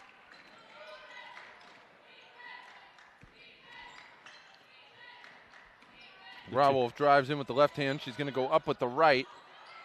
Trzynski's going to end up with the rebound. Gets it out to Havlovitz as the shot clock restarts. When in doubt, hit the point guard on top. Hit the safety valve. Yeah, right. 5 seconds left on the shot clock. Schlieve with it is going to take the 2, and she drills it from beyond the free throw line. It's like, hey, what should I do? She took a look to the bench like, what is this? Exactly. Coach, is it okay if I shoot from out here? Shot clock's winding down. Do whatever you got to do. Ooh, I thought that was off the dribbler's knee. But with less than a minute Ripon has this game secured, 80-65. Another new face coming in, another freshman, Kylie Elmblad out of Marquette, Michigan. The 6-foot freshman. Marquette, we are. I went to a Marquette game this year. Pass is going to go. Oh, there should have been an over and back call, but there wasn't. Medina is going to go in, and that's just not a foul you need to call at this point in the game. All right. Now you got, in terms of floor time, you got 3 players out there that don't see too much action. 4 almost. Anytime. The one player that Sleevey, the Antigo grad, has been getting more floor time than for a freshman in particular. She's a sophomore. Like I said, the sophomore. Yeah. I had the schedule laying over the top. So much for a memory.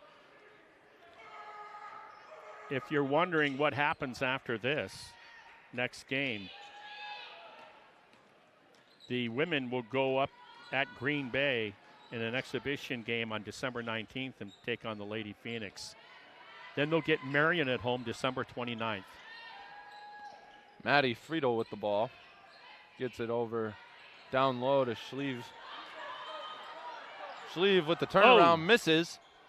Rebound to Knox. 20 seconds left in this ball game, and ladies and gentlemen, I think it's about time that we call it like it is. This ball game's over. As Rawolf grabs the last rebound, 10 seconds left in this ball game, and the crowd's starting to chant. The Ripon Redhawks are going to improve to 6-2 and 2-0 in conference play as they beat the Knox Prairie Fire 80-67 here. A convincing win against a quality squad. Ripon's got to feel really good about themselves and the effort that they just displayed here. 100%. Anna Farney leading all scorers in the ball game today with 18 points, including 4 threes. Yeah, now for everybody, stick around. We're only halfway done. And if you're not going to stick around, we're not going to be back until next year. Season's greetings. Have a happy holidays and a very happy new year. And Merry Christmas, by the way. And Merry Christmas. And we'll be back here for the men's game in about a half hour.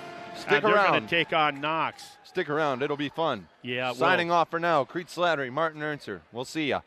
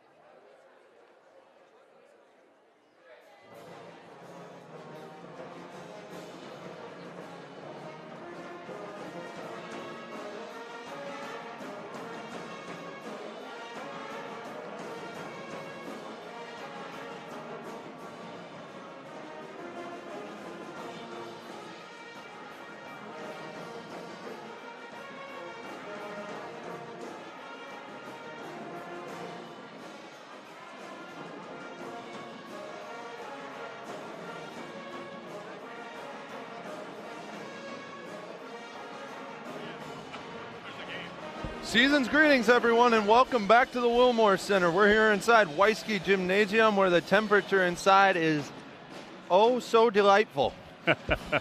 Oh, is that a season connection? It might there? be. Oh, okay. We got ourselves another great Midwest Conference matchup between your Ripon College Redhawks and the Knox College Prairie Fire. I'm Crete Slattery. I'm joined here by my partner, Martin Ernser. Martin, we just saw a good ladies game. What do you think we're going to see from the men's side of things? We're going to see two teams that need a conference win. Ripon is, 0-1 in conference, having only played the one, albeit on the road at the top-ranked Illinois College team. And Knox is just coming off of a loss, a game they had a chance to win at home versus LU, Lawrence University. So both ball clubs need to win. But Ripon, come on, you got to hold serve at home, right? You got to hold serve. You got to. Yeah.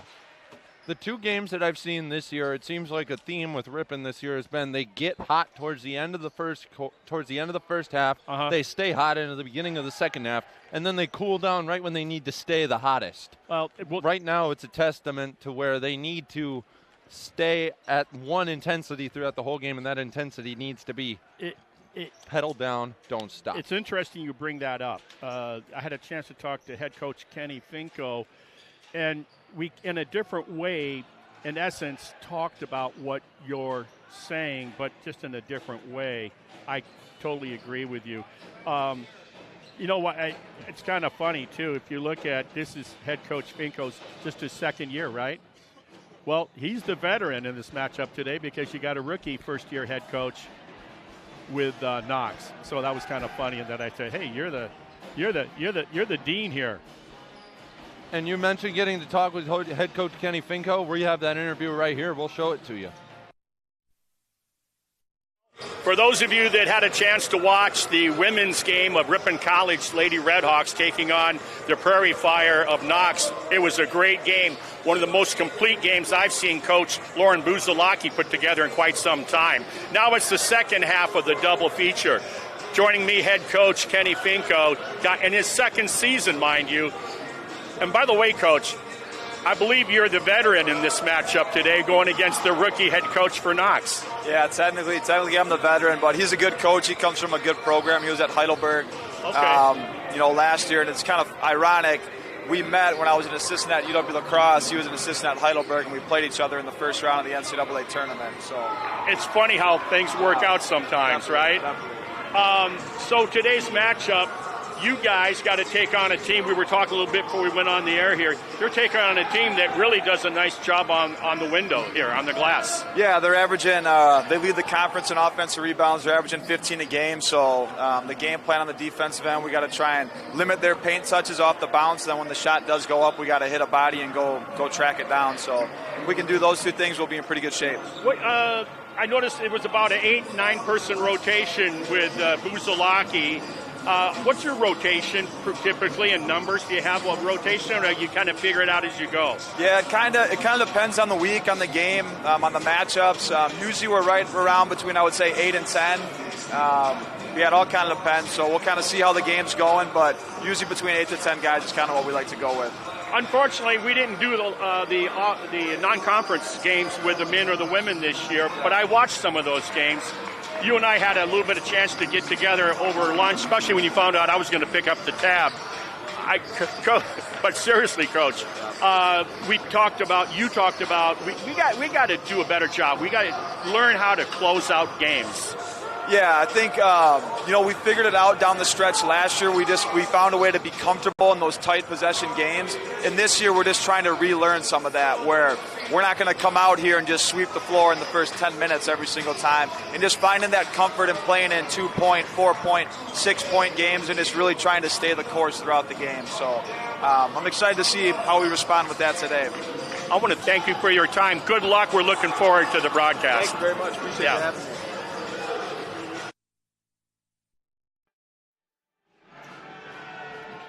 Hey, and that was, it's always fun to talk to the head coaches before the beginning of the contest. It's interesting, one thing we didn't talk about, you look at Knox, they're coming off of 4 straight losses, but at the same time, you have to appreciate, we kind of talked about this a little bit in the women's game. Well, who are they losing to? Well, they've lost a couple to some top-ranked teams. And so that gets difficult for you, as has Ripon. When you look at Ripon losing their only game, Illinois College in conference play, they got top 25 votes as well with Illinois College. And they also played very well against UW Oshkosh, who's also receiving votes in the top 25 as well. They led against Oshkosh at one point in that game. Exactly. And then coming back to that Blue Boys game, with 9 minutes left in the game, they were tied with Illinois College. So it's not like they're not playing and competing. And that was the one area that you had mentioned before we did the interview with Coach, and that is he had talked to me. We were having a little lunch together a few weeks back, and we got to do a better job of finishing games. How do you go about doing that? And I thought Coach had a good answer and a good explanation as to how he teaches that, and they work on that with his ball club. From what I've seen, and going off that, from what I've seen watching these games, they need to do a better job of when they get on a roll offensively, they can't also allow the opposition to stay on their offensive roll. They need to get on a roll offensively and get one or two possessions in a row with the defensive stop. And that really turns the momentum of any game. Right. It's the same in baseball. You have I was just going to say, in baseball. You have a three-run inning, then you have your pitcher go out there and give up two. It's a wasted inning almost. Yeah, you're up by 4 runs or whatever, getting in the latter stages of the game. And what does he do? He walks the first batter, hits the second. Next thing you know, the guy hits the extra base. Yeah, it changes on a dime. It really does. And in basketball, it changes on a dime even quicker because it's obviously a quicker game than baseball. Yeah, but right. It's just the way that the game needs to be managed by the players itself. It doesn't really come down to the coaching because the coach, in all honesty, the coach can put the guys out there, but the players that are out there are still the ones that need to control the tempo of the game. And the way to do that, we just saw it, Ripon Lady Redhawks with their masterful win this afternoon over a quality adversary with the ladies of Knox College. And that is, they scored, but then they got back on defense and they took away how many, when it looked like, they're going to get a 2-on-1 or an advantage breakaway, easy basket, Knox is, boom, they were back on defense, Ripon. And they did it on a consistent level throughout the game. Yeah. And now we have the starting lineups for you. We're going to start with the men from Knox College, the Prairie Fire. Number 2, the 6-foot freshman out of Jackson, Mississippi, Brandon Cooley. Number 4, the 6'3 sophomore out of Auckland, New Zealand, Joshua Stewart. Number 10, the 6'6 senior out of Edwards, Illinois, Aiden Derry. Number 12, the 6'4 senior out of Park Ridge, Illinois, Sean Gallery. And number 30, the 6'5 junior out of Rochester, New York, Cole Andrews. Leading scorer on the Prairie Fire this season is Sean Gallery, averaging just under 21 points a game with 6 rebounds. And they lost by 7 Wednesday night, and that was without his services. Yeah. He did not play in that contest. So that goes to show you there was a sophomore that stepped up in lieu of his absence. We'll talk about that later. That young man, Josh Stewart, he had a career-high points and career-high rebounds. And then going over to the Ripon College Redhawks, we have number 22, the 5'10 senior out of Chicago, Illinois, Dominic Galati. Number 23, the 6'4 senior out of Peshtigo, Wisconsin. You always mention the great Peshtigo Fire. Right. Cade Tackmeyer. Number 34, the 6'4 senior out of Oconomowoc, Luke Meinholtz. Number 13, the 6'3 junior out of Minneapolis, Minnesota, transfer from Vermilion Community College, C.J. Brown.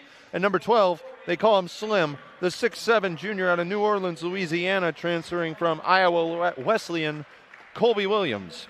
That's going to be the lineup that Kenny Finko is going to go with tonight to get the job done against the Knox Prairie Fire. Yeah, and once again, these are more important games because they're conference games.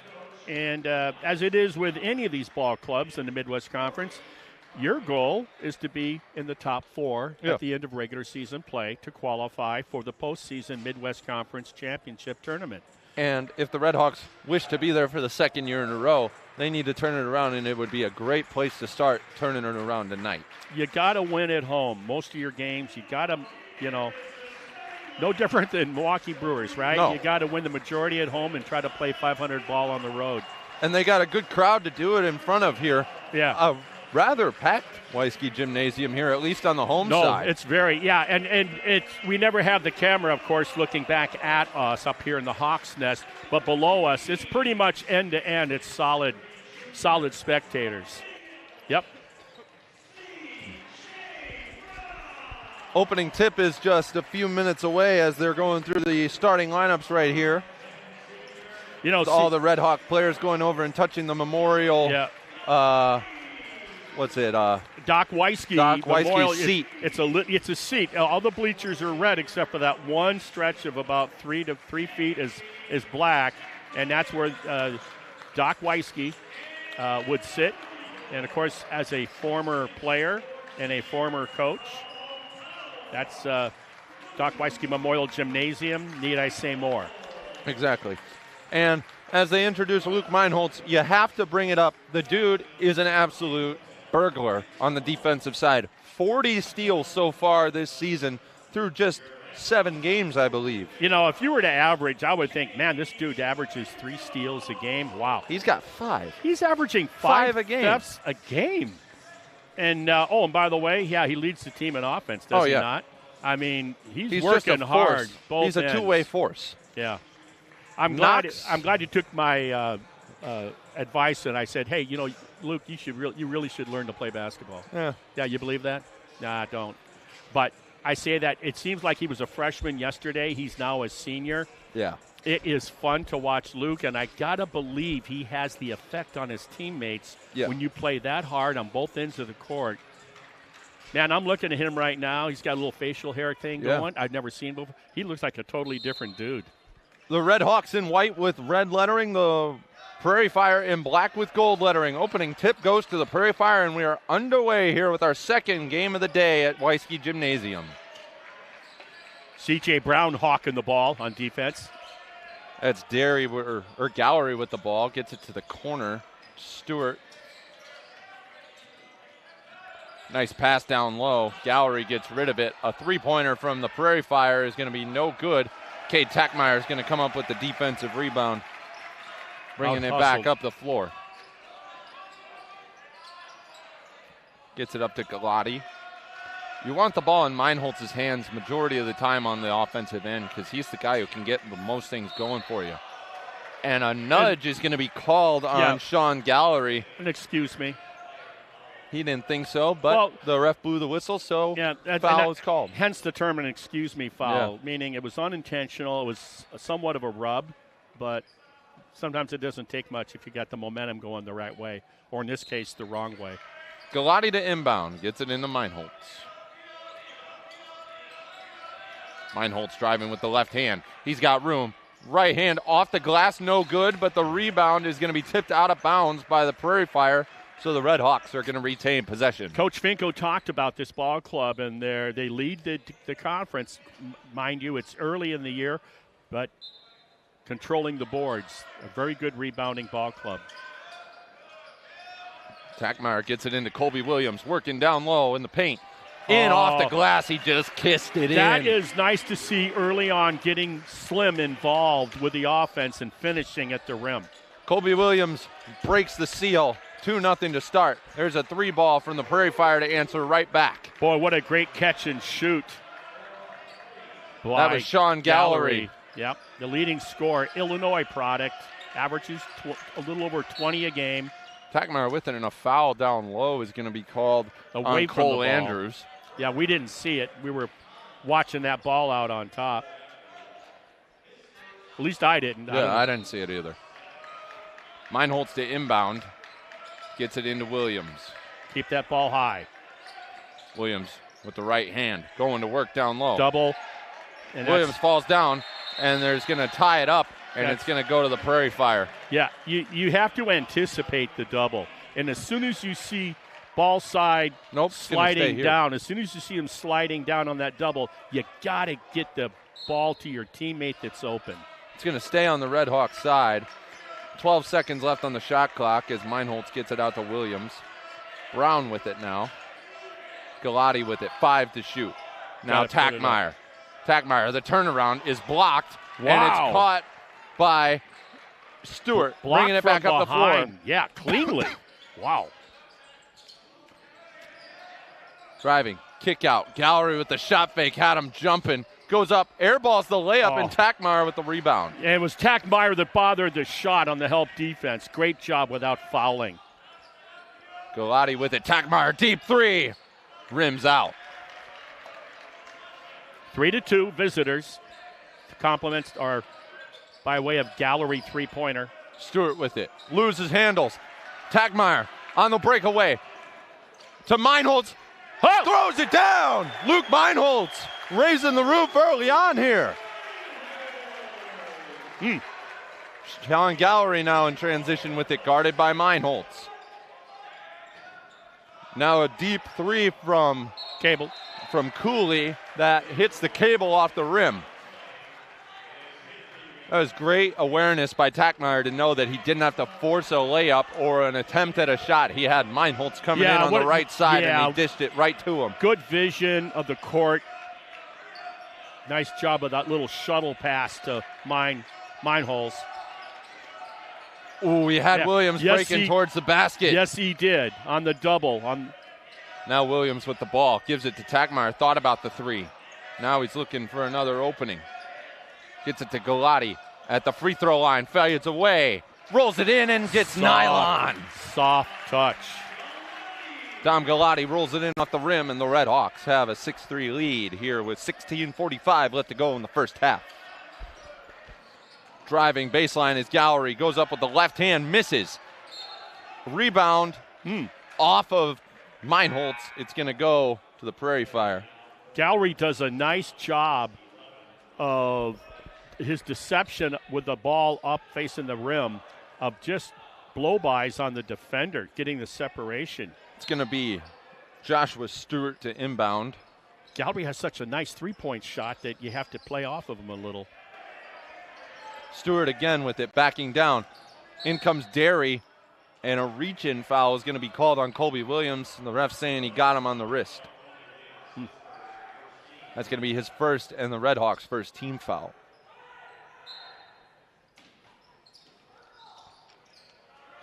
Stewart inbounding, gets it into Derry. Ball's loose on the floor a little bit, but Stewart picks it up. 15 to shoot. Travel. Nope, they're going to call foul. Hand check. They're going to call the hand check. Yeah. I believe it's going to go on C.J. Brown, and it is.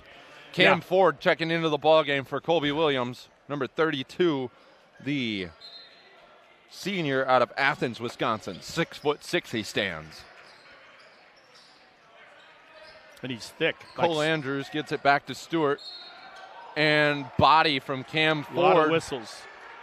A lot of ticky-tack whistles, to be precise. So now you have to understand, that's how the game's going to be called, so you have to adapt to the officials' game. And that means keep your hands, and in comes number 23 for the Prairie Fire, Willie Rogers III. Stewart with it. Fakes a shot. Turnaround from in the middle of the lane. Rebound grab by Meinholz. Man, did he grab it. Brings it up. C.J. Brown thought about the three. Now he's going to take a shot from the elbow. It's short. Yep.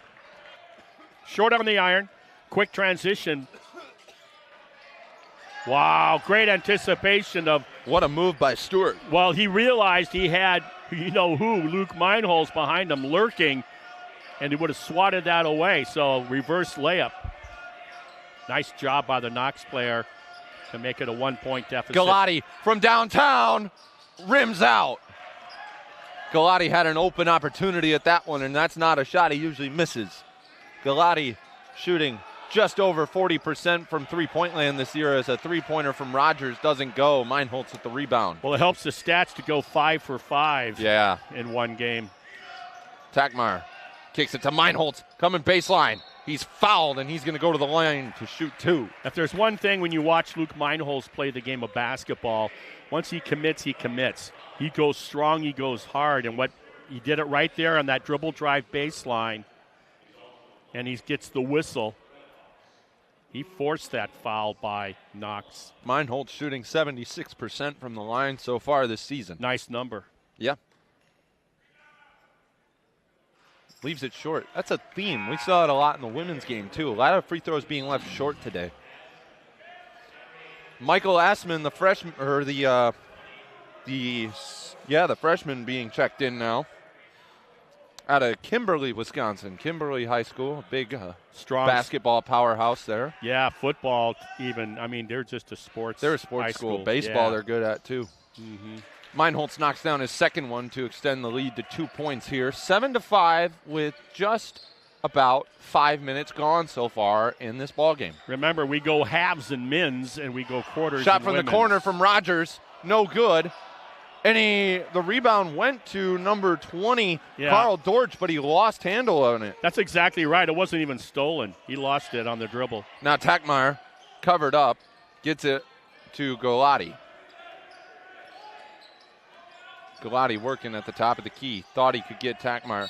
And he's getting hammered by Willie Rogers III. Well, he's the other one that has to get the email, Rogers III, that anything with hands, they're going to call you. That's the other thing I noticed with this Knox bunch. I see spider bodies out there. You got long legs, some long arms. Yeah. That helps you a lot defensively.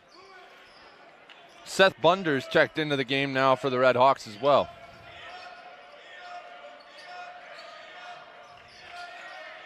Cam Ford with it, gives it to Tackmeyer. Tackmeyer falling away. Air ball. Uh-oh, look out. Oh, Willie Rogers went over Bunders' head to catch that one. Gives it to Andrews. No good and out of bounds. Well, that was an example of that athleticism combined with long sleeve length. Yeah. He was able to do it. You see those cornerbacks in NFL football have that same advantage, those 6'2", 6'3" guys with long arms. Bunders, Knox putting a little backcourt pressure. Ripon handled it fine. Bunders, a sophomore transfer from UW-Platteville. And we're going to see the same situation again, getting caught with the hand checks. Number 23, Willie Rogers III. Just like that, the kid from Fort Worth. Dante Smith, the freshman, checking in, number 13, out of Mansfield, Texas. Yeah. Once again, a lot of recruiting done out of state, although the Knox men's team does have at least one guy on the team from Galesburg, Illinois, which is where. Come on. A bump? No, that's the right call. That was a bump, bump from behind. When he changed up his speed, Ford after the steal, ran into the young man, Smith, for Knox from behind accidentally. Two new numbers coming in for the Redhawks. Number 55, Jaden Fitch, and number 4, Jarton Davis. Fitch, a senior out of Fall Creek, Wisconsin, and Davis out of Brown Deer.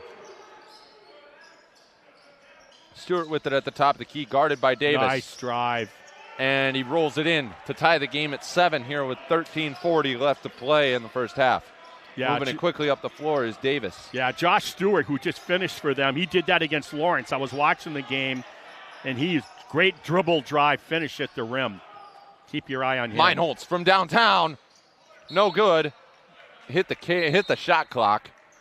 And Assman is down with an injury on the floor. He's grabbing at his left knee. I think you're right. I don't think it hit the cable. I think it hit the shot clock. Yeah. And Assman is in some pain. Yeah.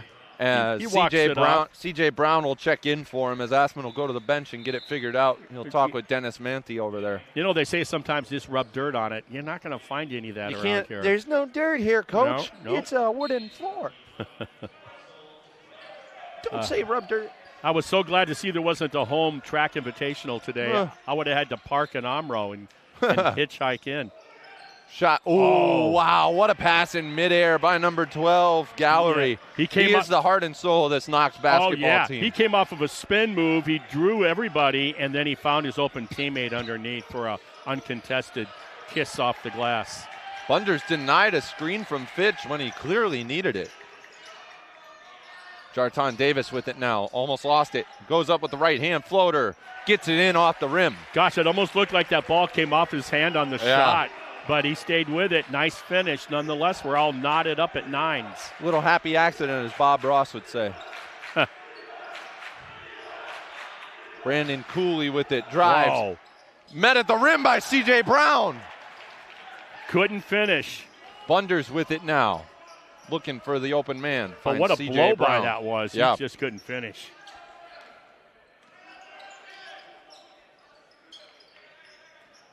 Bunders with it. Gets it down low to Fitch. Fitch is going to be doubled. Turnaround jumper. Nylon. Jaden Fitch. Double didn't bother him any.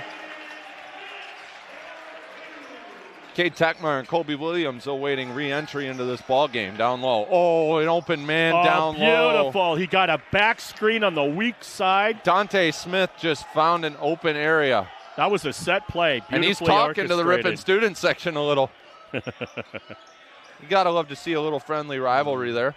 Meinholz. It's a push. Meinholz, turnaround jumper, nylon. Luke Meinholz, silky smooth with it. Yeah, he's got great brakes on that move. All-wheel drive. Smith with it. That gave him the lead back. Hands it off to Cooley. Cooley thought about the three. Now he drives baseline. Gives it back to Smith. The push-off, and Seth Bunders draws the offensive foul. We're going to go back the other way with Ripon as Colby Williams, Cade Tackmeyer, and Dom Galati all check in. Fitch, Bunders, and Meinholz go to the bench to take his seat and regroup. Yeah. 13-11 now with 11:20 left to play. Bunders was that guy. You look at him, you're very unassuming, a skinny guy. Transfer from UW-Platteville.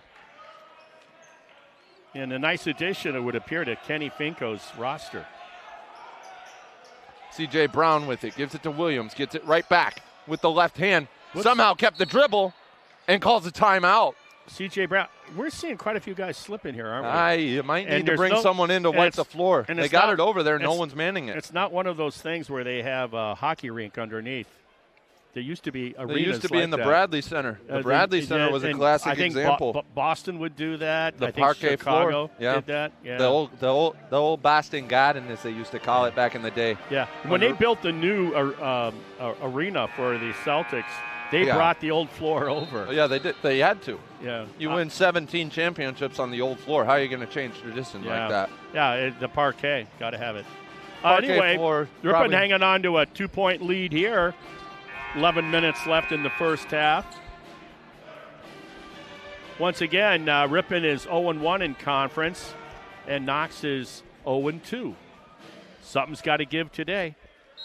One of these two teams will start, hopefully, a climb out of the cellar of the Midwest Conference with a win today. Tackmeyer with it. He lost his dribble, gets it to Davis. Now Galati with it. C.J. Brown made a move to get some separation. There's Galati. Oh! Hand off to Colby Williams. He lost it on the way up, and he was fouled. Oh, what a great dish.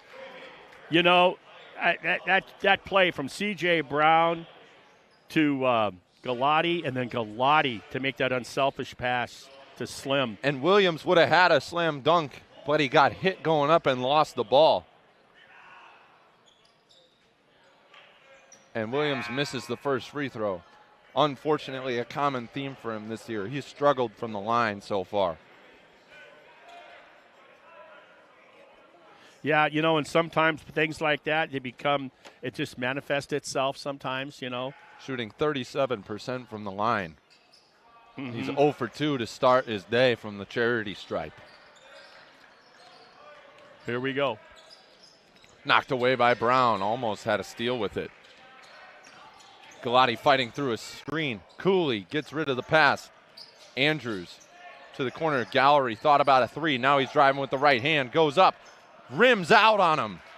That's a shot that Sean Gallery usually gets to fall. Hands it off to Brown. He's driving. Kicks it out. Jarton Davis from downtown. No good.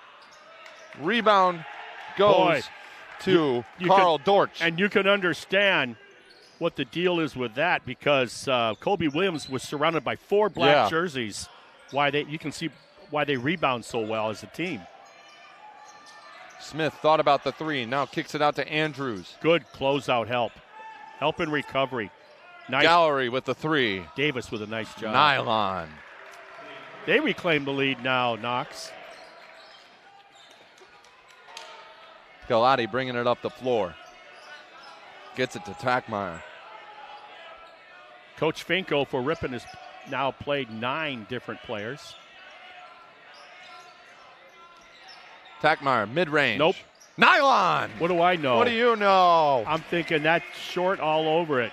That thing had a nosebleed to it. Kate Beautiful. Takmeyer gives the Redhawks the lead right back. Beautiful fade. Baseline. My apologies to Cade.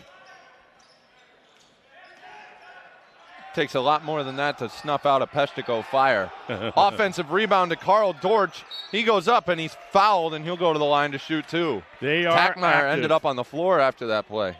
They are active. On both ends of the court. Meinholtz over by the scorer's table awaiting re-entry. And we'll see Jaden Fitch come in with him as well. It'll be Colby Williams and Jarton Davis taking a seat now, as Meinholtz will assume the bottom spot on the lane line.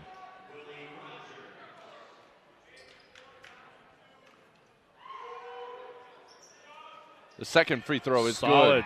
Good. And the Redhawks now fall behind by 1. And Aiden Derry coming back into the game for the Prairie Fire. Almost calling them the Redhawks. They're not the Redhawks. Neither team able to establish separation from the other so far. Neither team able to really go on a run either. Nope. Or even get a little bit of momentum, it sees. Now Jaden Fitch working for separation. And it's the Knox team that likes to go knocked a little away. quicker.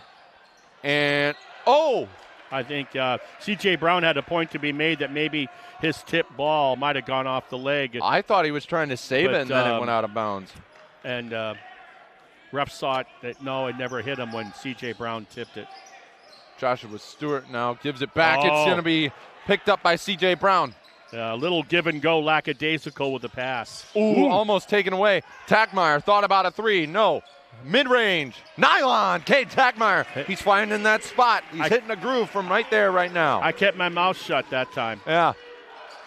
Ooh, C.J. Brown almost tipped that pass away. Cooley from the wing. Nylon. Back and forth it goes. It's a seesaw battle right now in the first half between Ripon and Knox. Yeah, Knox likes the more preferred pace. Takmeyer gets rid of it. He thought there should have been a foul called. He almost ran out of foul. Or Meinholtz driving in. Gets it tipped away from behind. Pass in transition. Knocked away by Galati. But now he goes up. Blocked by C.J. Brown. C.J. Brown, I tell you, he might be listed 6'3" or whatever that is. He plays 6'5". Well, look at his shoulders. He's a wide fella. He is thick. He's a wide fella. Yeah, give him 2 more inches in height. Galati, corner, Nylon! Tom Galati from downtown. Well, if I'm Coach Finko, I'm instructing all my players to shoot from that side of the court. Seems to be hot right now. Stewart, spin move, lost it. Fitch picks it up. They're running down the floor. Takmeyer with it. Takmeyer. C.J. Brown thought about it. Over in the corner. Gets Fitch. Fitch goes up with the right hand. Is fouled. He'll go to the stripe to shoot 2. The Redhawks looking to potentially get the biggest lead of the game if Fitch can make these 2 free throws. Yeah, a 3-point lead.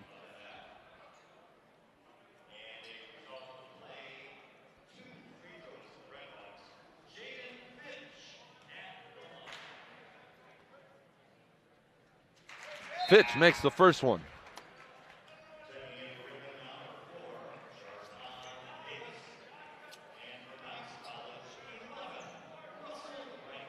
So on December 21st, the Ripon men will travel to head coach Kenny Finko's alma mater, UW La Crosse, on the 21st of December. Fitch makes them both. And then they won't be back in action until the last day of December when they go to UW Whitewater. So they're not shying away from non-conference competition. No, they are not. Ooh, and a foul's going to be called on Meinholtz, I believe. Wow. The bounce pass hit the intended receiver in the shins, and maybe it was for a reason because he must have been pushed by Meinholtz, who picks up his first foul. 22-19, 6:53 left to play in the first half.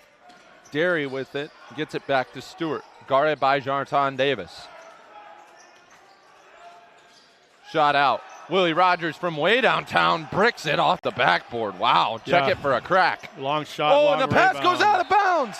It was a short, soft pass from Derry, and no one got a hand on it, and it just rolled helplessly out of bounds. The spacing was all messed up, and there was 2 guys in the neighborhood, and I think the other one thought the other one was taking it. Davis with it. Takes the screen from Fitch. Can Ripon do something with it here and take advantage of the... Galati gets it to Tackmeyer. Tackmeyer looking for an open opportunity. Yeah, good defense there.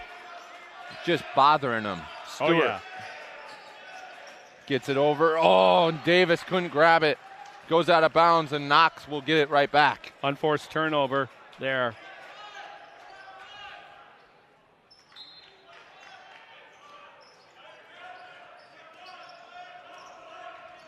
Young man with the ball.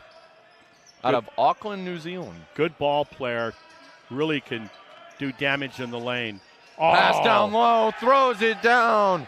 Russell Wright throws it down. The kid out of Savannah, Georgia. If you're Ripon, you better defensively know ball man. Galati down on the floor. Comes up with it. Tackmeyer from the corner. No good. Rebound tipped up. See, Galati's with it. Now Meinholz kicks it up to the corner. Davis. Oh, too far. It was Davis that knocked that ball out, kept it alive on the tip. Now Andrews lays it in and gives Knox the lead back. Timeout, and a timeout Ripon. taken by Coach Vinko. A 30-second. You cannot get beat like that defensively just in transition. A simple pass and then getting beat like that. So like that's a 1-point lead now for Knox. So the men will travel, like I said, to UW La Crosse on the 21st of December. They'll have a little bit of time off. Meanwhile, the women for Ripon College, their next game will be an exhibition game on December 19th at UW Green Bay, exhibition game. They won't be back into conference action till January 4th when both teams will entertain Beloit College here, and we'll be back for that broadcast. The Buccaneers of Beloit. Now Luke Meinholz is being sent over to the trainer's table. I believe there's some blood. Yep, can't have that. I just think it makes you look tougher. Yeah, ever since they had the, the AIDS thing 25, 30 years ago. Magic Johnson. Yep, and they realized it could be transmitted through blood. That changed that whole the way we approach any type of blood. It's got to be dealt with. You don't get to see guys like Nolan Ryan pitching with a split open lip, bloody jerseys anymore. Yeah, right. You don't get to see it in any sport except hockey, really. Meinholz creates separation from the free throw line. No good. Fitch with the offensive board. Fitch puts it up with the right hand and rolls it in. Don't you love his little flick, his little half hook shot? I love it. I like the mustache. You think that's, yeah. Can you tell I'm partial to mustaches? That is a nice stash. Willie Rogers thought about the three, fakes one. Guarded well by Galati. Davis gets back and knocks it out. Davis came up behind Rogers to try and get the steal, recovered quickly, and was able to knock the pass out of bounds before it got to Stewart in the corner. Yeah, that's great effort by Davis, man. You got to give him some. They're going to give him a respite for it. Give him some skin on that. That was great. Like you described it. Help defense on the ball and then recovered to knock the ball out of bounds. Willie Rogers with it. There you Knocked go. away by Meinholz. There it is. Ooh. Galati picks it up, throws it up. Oh. A lot and of Knox action. ends up with it, and it's going to be a. Oh, The shot clock went off, and it never. but they reset it. Right. And a travel called on Sean Gallery. It was. He stepped with that left foot before the dribble. Man, a lot of action with no scoring. Yeah. 24-23 with just under 4.5 minutes left to play here. Jaden Fitch, I think, is the leading scorer in this ball game, along with Gallery, with 6 points. And all of them coming off, I believe, offensive rebounds. I don't know. It's just I'm not accustomed to seeing a game like this with so little scoring. Well, yeah, a lot of stuff going on below in the paint. I'll tell you that. A lot of battles. Good pass, knocked away by Gallery. Meinholz in transition. Stewart goes up with it. No good. Rebound, Tackmeyer. Great job. Defense in transition by Luke Meinholz. And Galati is fouled by Willie Rogers. Yeah, that's his third. And Rogers with some words for Meinholz, it looked like. Them Texas boys, they don't back down from challenges. Willie Rogers out of Fort Worth. Yeah. Grew up watching probably Dirk Nowitzki and the Mavericks play. That tough brand of basketball that won him an NBA championship. Well, also, he was the first big that would step out and shoot threes that I can recall. As Dom Galati knocks down his first free throw. Yeah, I wasn't a big NBA, I wasn't in love with the NBA, but when I watched him play, he was kind of changing the game for bigs. He was also the first European that came over and proved that the European players could really, really succeed in the NBA. Of course, you had guys like Tony Kukoc in the 90s, but Dirk Nowitzki was the first guy to perform at a Hall of Fame level in the NBA. First big. The like first that. Big European to perform at the NBA level. Yeah, to step out and shoot threes, that was what was so different. He paved the road for guys like Peja Stojakovic to follow in his footsteps, and now you see guys like Luka Doncic and Nikola Jokic. Oh. Righty jump hook, no good. Rebound to Tackmeyer. They're running in transition. Meinholz with it. Oh, makes a move. Had him on skates. Rolls it in and one. Luke Meinholz. What a beautiful. Man, from where he was as an underclassman with his ball handling skills to where he is now, where he can attack the way he does with that dribble, and then the strength to finish that through the contact.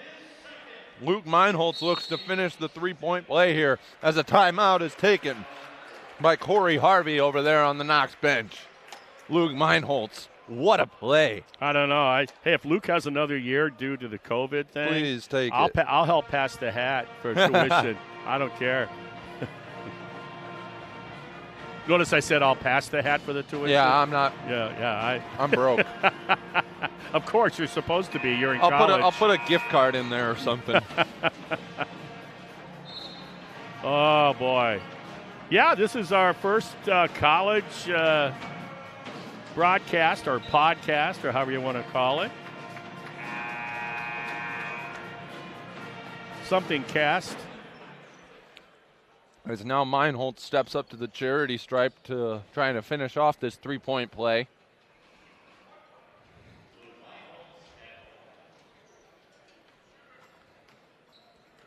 Coach Finko now having used 10 players. Ooh, and he rolls it in off the front iron. Luke Meinholz finishes the play. He willed that one in. Yeah. Hey, 6-point lead for the Redhawks.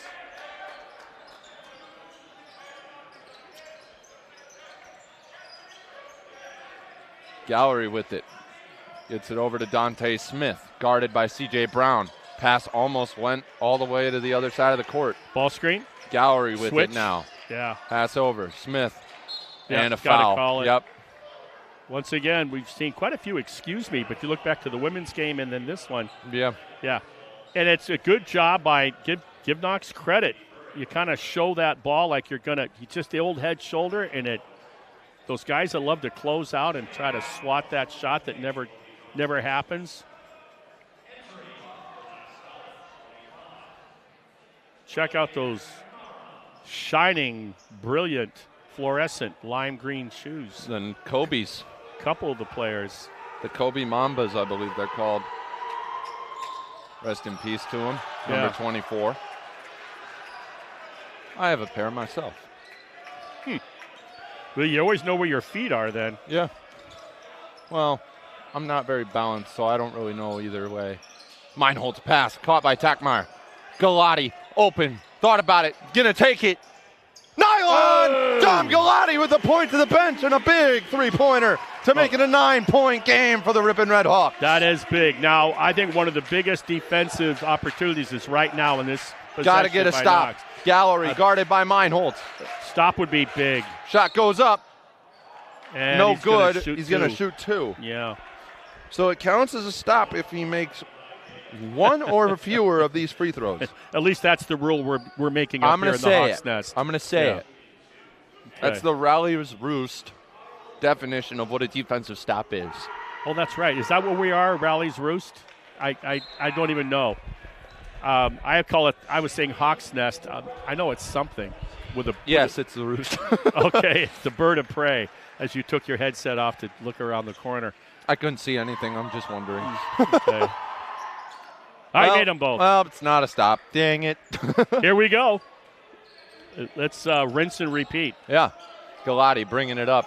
Guarded by number 25, Vladimir Marinov out of Bulgaria. Boy, they are extending their defense out beyond the perimeter and doubling the ball when they can, Knox is. Meinholz, mid-range.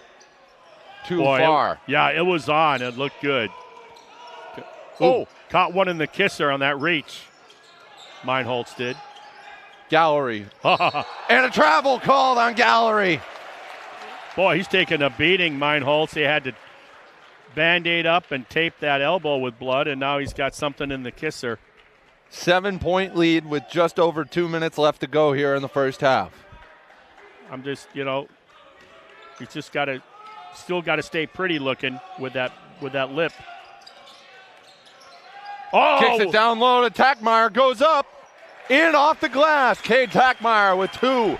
Great pass from Dom Galati. The bounce feed. The Chicago kid from St. Patrick's High School. What a great vision to feed that to Tackmeyer.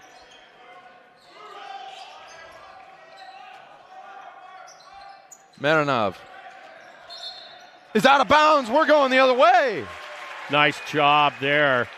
Ben Porath from New London High School, his senior year, forcing the ref to make that call to say, hey, that sneaker's out. Good job.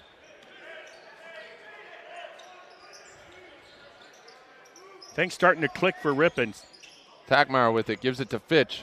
Ooh, he wanted to. He's got a smile on his face. Yeah. Gets it down low. Tackmeyer with it, gets a man to jump in the air and a travel. Too many options, and man, they are quick. Knox defense is quick to swarm. And they didn't let Cade Tackmeyer even breathe when he got that nice little shuttle pass from his teammate down low. It collapsed on him in a Gallery hurry. with it. Meinholz fights through a screen. Marinov from the corner. Short. Fitch with the rebound. Great box out by the big. Now Meinholz with it. Oh, it's blocked off the glass. Get back. In transition, stolen away. Oh! Now it's Meinholz again with it. What a great steal. Porath for Ripon on that theft. Galati, it would have been a good play by Porath just to knock it out of bounds to prevent the breakaway layup. He just took it away. Yeah. Now he's going to drive in. Left hand off the glass. Ben Porath on both sides of the ball in one possession. Former Bulldog, New London High School. 25 seconds left in the first half. Knocked away. Oh, and a foul called. Meinholz had Boy, it looked good, didn't it, from our view? Meinholz was about to enter his application to Phi Slamma Jamma fraternity there. Instead, he'll send Sean Gallery to the line to shoot two. 19.6 left in the first half. How you digging these Knox unis with that? They remind me of Michigan State if Michigan State was the Minnesota Vikings. Yeah, that pattern, right? That panel down the side. Yeah. Kind of cool. I would like it more if they had like a flame pattern, but you know what? Oh, Prairie Fire? Yeah. Right. I think they could. They used to be, they were called the Old Siwash, which was a European slang term used by trappers and explorers. And I guess it was, they felt it was not a complimentary comment, so they changed it to the Prairie Fire. Huh. Yeah, there's your history. Carl Sandburg, America is one of his greatest poets from Galesburg, Illinois also. That's it for the day. Hey, it's 15 seconds. Ripon with the ball, trying to protect Galati with it. Gets it to Jarton Davis. He gets across. And a foul called on number 11, Russell Wright. Yeah, they were really crowding him with the... Yep. Giving him the business. Yeah. 11 seconds left. Jarton Davis going to the charity stripe to shoot two here. Yeah, That's Wright's first foul. I like his hustle points, Davis, on defense. He knocks down the first one to make rebounding. it a 10-point game.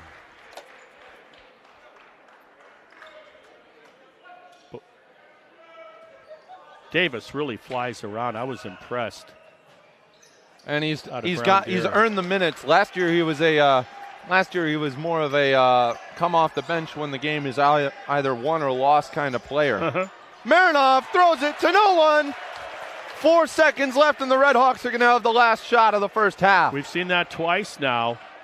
Davis just gave us 2 points from the charity stripe to give Ripon a double-digit lead. Now they can just improve Galati on that. with it. Oh, he's throws it up from beyond the arc. Ooh. Oh. Almost beat the buzzer to end the first half.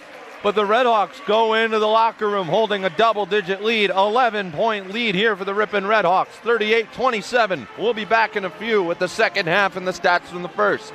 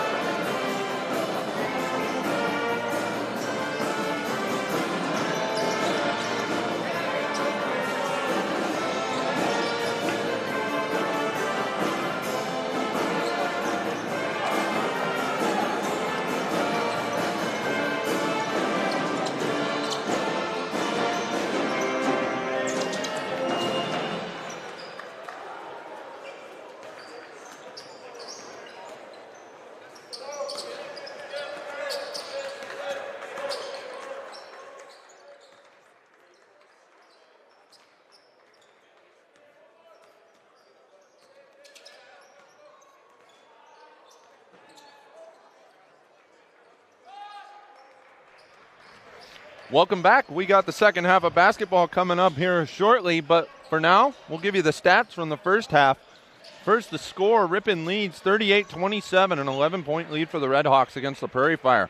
And as we'll tell you, turnovers have been the story. Knox with 11, Ripon with 6. Also, points from turnovers. Ripon with 10 points, Knox with only 4. So Ripon taking advantage of the mistakes that Knox has made. Right, and one thing we didn't mention going on to the air prior to this particular men's game is statistically they being Knox College, are in the one of 10 teams at the bottom, in the basement, if you will, of Division III men's basketball nationwide in that dubious stat of turnovers. And what better example than here's why Ripon has a 11-point lead, because Ripon taking, as you just said, advantage of those turnovers and converting those into points. Yeah. So I don't think we're going to see much of a change here than what we saw in the first half. I can't imagine either team doing anything different. It wasn't the prettiest game, was it? It took a while for the scoring to really get started as well. There wasn't when you have this much aggressive defense, it's hard to establish an offensive rhythm in your half court. Yeah. And I think that's what we saw a lot of. Tip your hat to the Redhawks. I think they did a nice job also of sharing the ball in the half court offense in the latter stages of the first half. That comes to mind. And I don't think there's anybody. Dom Galati, the leading scorer amongst all players, with 10 in the first half. Yeah, and he knocked down a couple of threes. Balls. Yeah. And the Prairie Fire will get the ball to start the second half here. And Ripon's defense has done a good job against those leading top scorers for Knox College as well. So here we go.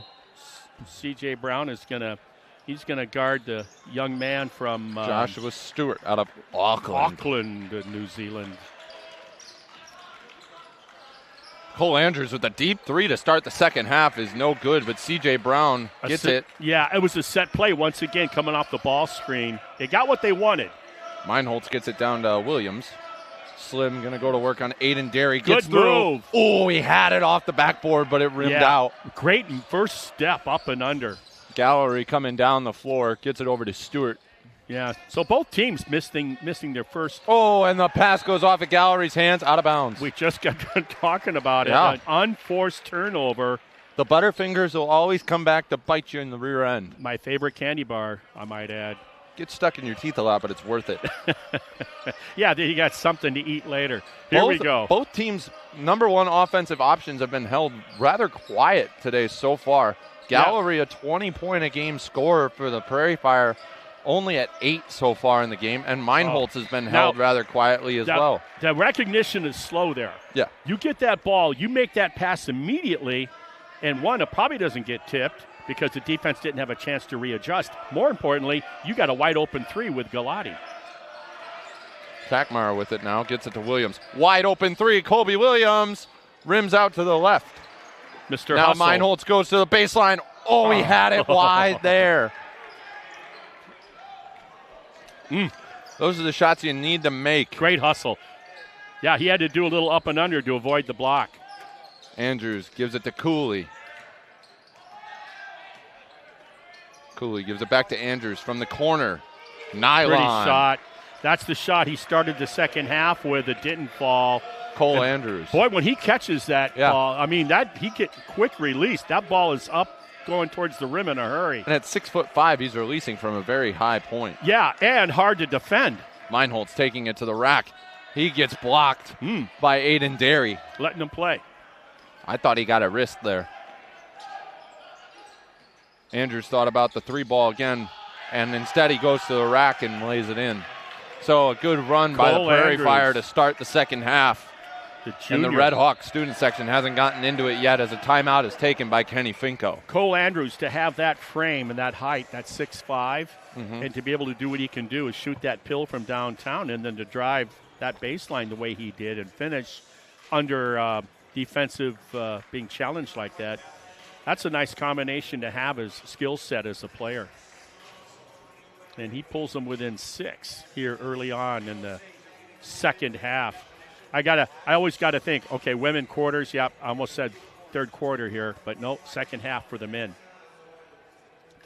The same year, NCAA Division III changed the women's game to 4 quarters in Division III.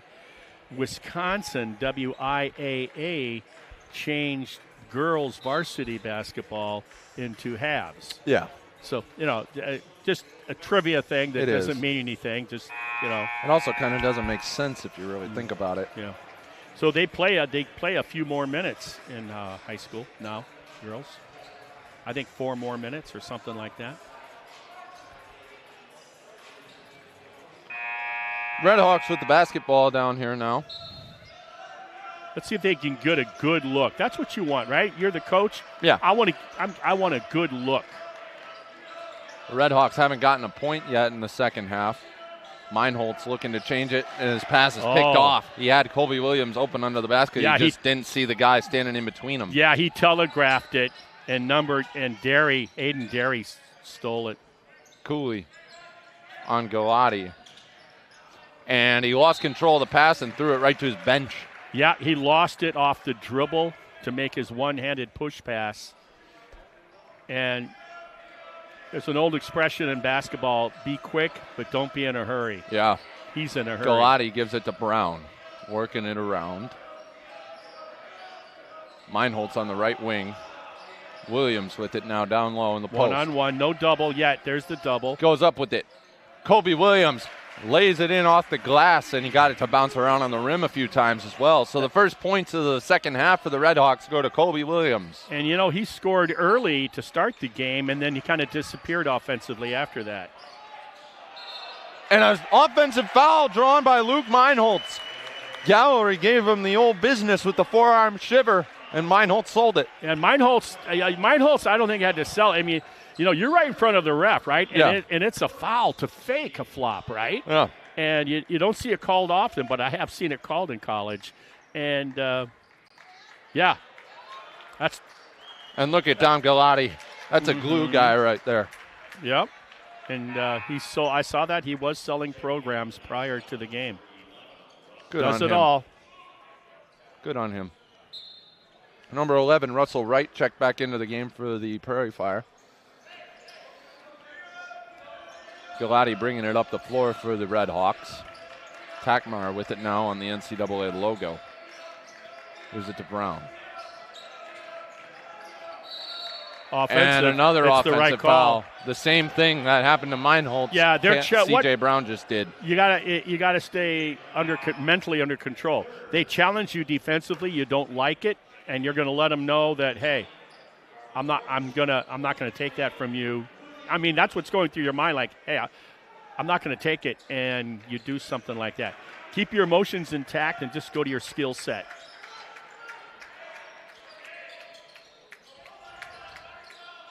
Willie Rogers taking it to the rack, and he lays it in and one. So the young man with 3 fouls finally shows us why Coach puts him out there. Very quick.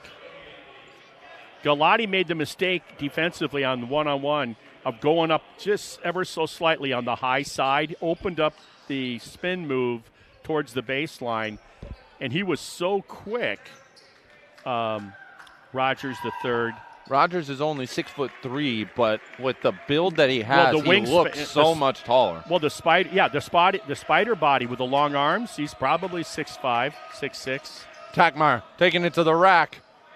Williams with the offensive board goes up. He's fouled, and he'll go to the line to shoot 2. Colby Williams with a great offensive board to keep that possession alive for the Redhawks. And that was a nice take by Cade Takmeyer as well. Yeah. Knox does a good job of bodying up without fouling. Yeah. That's my takeaway so far here in the early stages of the second half. And Colby Williams puts the first one in. Muscle memory. Do it again, Colby. Come on, kid. Yep.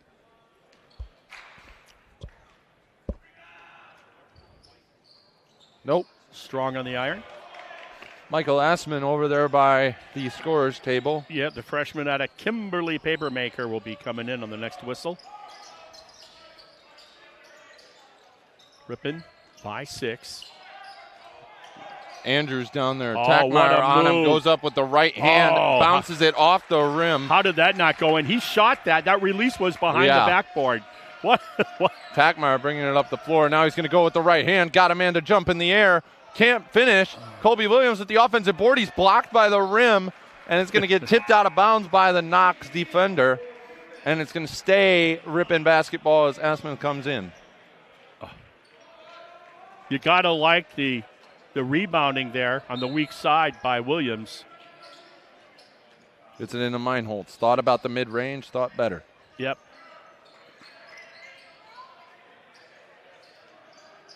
Tackmeyer from the corner. Mid-range. Rims out. He's got that nice two-point jump shot. Yeah. Just didn't fall for him that time. Andrews thought about it. Gives it back to Willie Rogers from downtown. Nylon. Willie Rogers. You know, you give it up. Makes it a 3-point game. You get up, and he got it right back. And there was nobody on him, and he stepped into the shot and knocked it down. Mid-range. Nylon. Michael Asman. His first points of the game. Wow. And that's 6'7" shooting that outside shot. Yeah. Crossover. Shot no good. Rebound Williams. Give him a ladder and a rag to clean the glass. Now Tackmeyer driving into the lane. Right hand goes up and one. Tackmeyer. I don't know what happened to Tackmeyer at halftime. He's come out with his hair on fire. He's not necessarily settling. He's like Michael Jackson in a Pepsi commercial. Yeah. He's not necessarily just settling for those jump shots in the first half. He's now attacking the rim and being rewarded. Now Colby Williams will get a breather as Jarton Davis comes in, along with Jaden Fitch. So Galati and Williams will be the two to get a respite.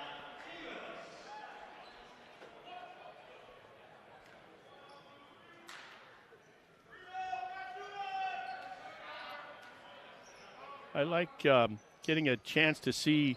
Shot rims out as the Redhawks continue to struggle from the charity stripe. Yeah, you can't do that in a close game. No. Jarton Davis, I'm really getting a chance to see him play minutes, and I like what I see in his game. Shot. Rogers thought about it from the corner, thought better of it. And Davis closed out on him after he was helping on defense. His help recover is outstanding. Oh, Butterfingers from Cole Andrews in the corner. Well, it was a rising fastball, too, to coin a baseball phrase. As a former catcher, those are tough to catch. But, yeah, if you can get two hands on it, you should be able to catch it. I'm not saying you shouldn't catch it. I'm just saying it didn't have to be rifled the way it was. Well. Is it to Meinholz? You talked about to the left, goes baseline. Somehow got that pass away. Asman thought about the three, and he's going to get fouled. Oh, they called it travel on him. Yeah. He got called for one in the first half, too. That's something that's very fixable. I can see what Coach Finko sees in his game as a freshman. 6'7", you can't teach that. No, but 6'7" with a skill set that he likes. Yeah. Yeah. Meinholz got knocked down by that screen. Pass goes out to the corner. Dante Smith misses right. Or that was Russell Wright who missed that shot. My bad. Somehow, wow. Willie Rogers coming down the middle. Euro step, throws it up. And somehow laid it in. Yeah. That did not look the prettiest. You know, I still won't let that go. Havlovitz and getting called for that dribble jump stop travel. Yeah, no.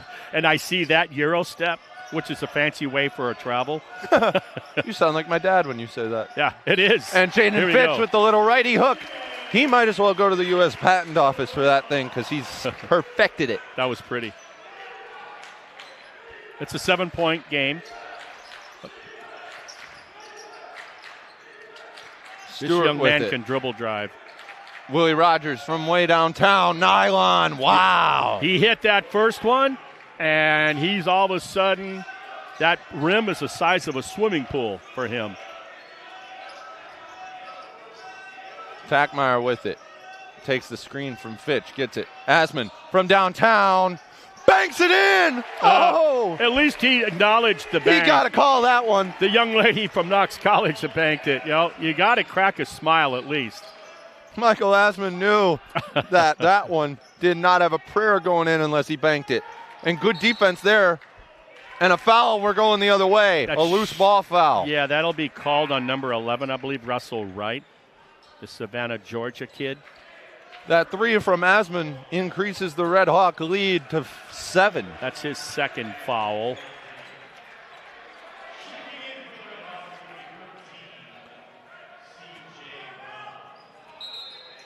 Russell Wright shot 54% and a full from the floor timeout against Lawrence. Full timeout taken by Corey Harvey. Yeah.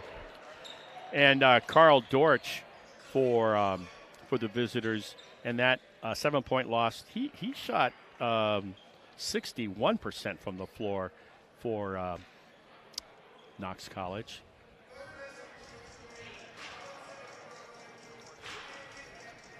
Number 20. So, Redhawks, like I said before, will travel to UW La Crosse on the 21st of this month. Oh, lax. And the women are going to travel to that exhibition game on the 19th, take on the Green Bay Phoenix in an exhibition contest. Hopefully we'll see. I'm glad it's an exhibition game and not a conference. And that freshman Nelson that we didn't get a chance to see play yet from Oregon, Wisconsin, Oregon. She'll be back, hopefully with that ankle. And Ripon will be running at full complement, the ladies will.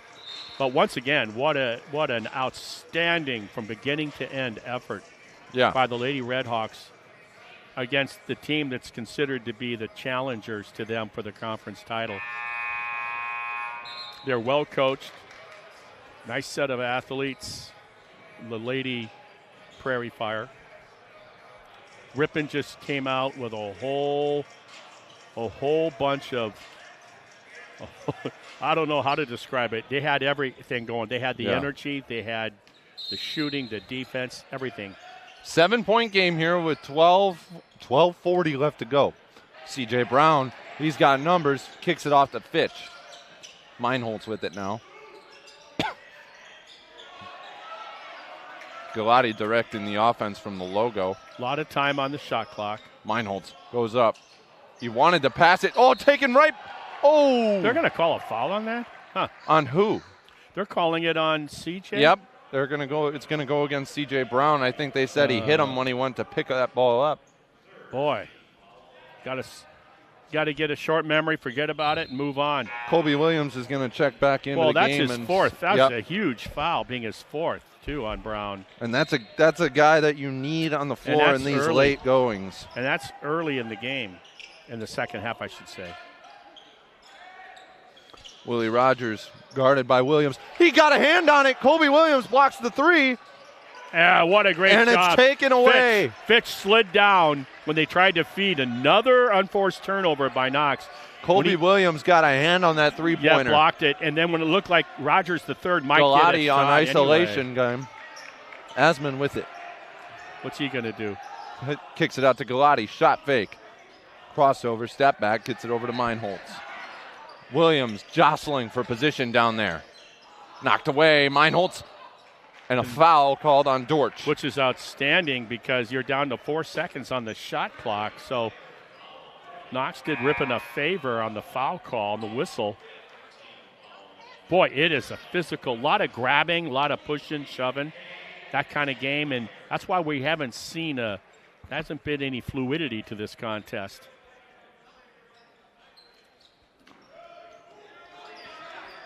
.43, 11 and a half left. Tagmeyer thought about it. Galati, he's going to do it. Short, long rebound, Stewart with it. 2-on-2. That's a travel. A travel on Willie Rogers III, and we're going back the other way just as quick as we went back the other way. Rogers III is a scorer. He thought there would be a guy behind him for him to jump and pass it to, and he turned and looked, and there was no one, and all he could do was come down. Yeah, anytime you're in the air and you're looking to pass, that's not a good thing. All he could do was land at that point. Asman, that mid-range, no good. Boy, he's got a nice soft shot. I can see that. You can't teach that touch at 6'7". Stewart wanted to go up with it, and he saw the 6'7" Williams right in front of him and said, no, thank you. Nice but Sean finish. Gallery will go right at him, draw the foul, and get the and one. Who's that on? Tackmeyer? I think it's on Williams. No, I didn't think Williams. Yeah, it is on Williams. Wow. His third. Meinholt's coming in for Fitch. Huh. I thought there was contact way before it got to Williams. All right. They got this down to 5. I don't know. That was a quiet job of doing it. And he rolls the free throw in. 4-point game now. Yeah. And Knox is going to go into their press. Tackmeyer and Galati bringing it up for the Redhawks. Galati is trapped. Gets it to Meinholtz. They took 10 seconds off the shot clock, making Ripon work to get the ball. Now Williams down low in the paint. Turns around. Oh. Leaves it short again. Now Williams gets tied up. Yep. It'll stay with Ripon. Williams just has to keep working on finishing. And Cam Ford coming in for Williams. His third. So you got C.J. Smith with 4, Williams with 3. 2 of your starters in foul trouble with over 10.5 minutes left in the game. And it's just a 2-possession game. Ripon's led for quite a while, but it's not one of those leads you feel good from about. 3. No good. Cam Ford almost came down with the offensive board. He's getting good looks, the freshman from Kimberly. Dante Smith with it. Oh. Sean Gallery for 3. It's a 1-point game. And he's the guy that leads the parade, Gallery. What better guy for Knox than to knock down a 3? He's got 14 now as Tackmeyer goes up. Oh, what's he doing? Padding his rebounding stats. He's hurt. And now he's hurt. Well, he went up. So something happened. He got the pass, and he came down. I think he came down awkward on that first missed shot. Well, he got the pass in transition. He had a wide open path to the basket, and he took too long and then stopped. Yeah, the defender was pinching him. That's why he realized, I'm not gonna. That's when you just go up and try and slam it on him. We all know Tackmeyer has the bounce to do it.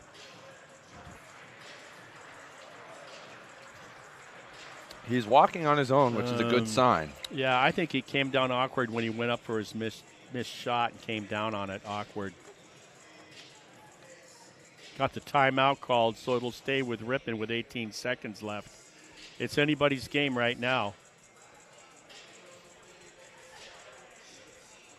Last year, if you recall, Ripon in the win-loss columns in conference play fell behind pretty soundly in the first half of the season, and then they scratched and clawed and worked their way into the 4th position for the postseason conference tournament, which I thought was just outstanding for first-year head coach Kenny Finko.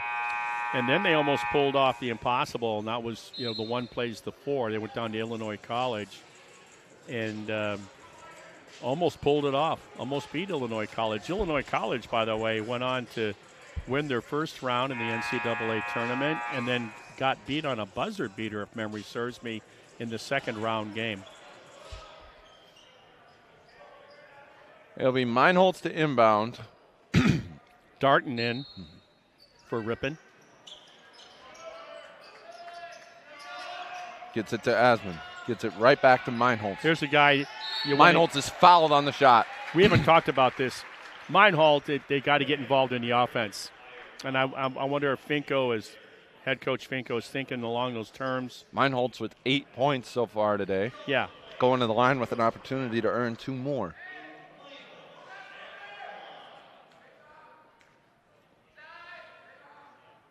Knocks down the first one. When you guys head off down south, you got 2 different things going, right? We go to Indiana at the beginning of March, and then about a week later we go down to Florida, so around the 8th or 9th. All right. Since your mom's not here, don't forget your sunblock. I need to tan anyway. Ripon by 3. Gallery with it. Better know where Gallery is. End one. Oh. Or nope, didn't fall, but it's going to be a foul. What do you think? Meinholtz? Yep. That's going to be Meinholtz's 3rd. And there's a lot of time left on the game clock. So you got 3 starters in foul situations, 2 of them with 3 fouls. Williams with 4, or C.J. Brown with 4, I'm sorry. Gallery, the senior from Illinois, Maine South. I know that high school. Parker Ridge. There are so many large high schools in the suburbs of Chicago. Back to a 1-point lead by Ripon. Galati made a move. Jarton Davis with it now.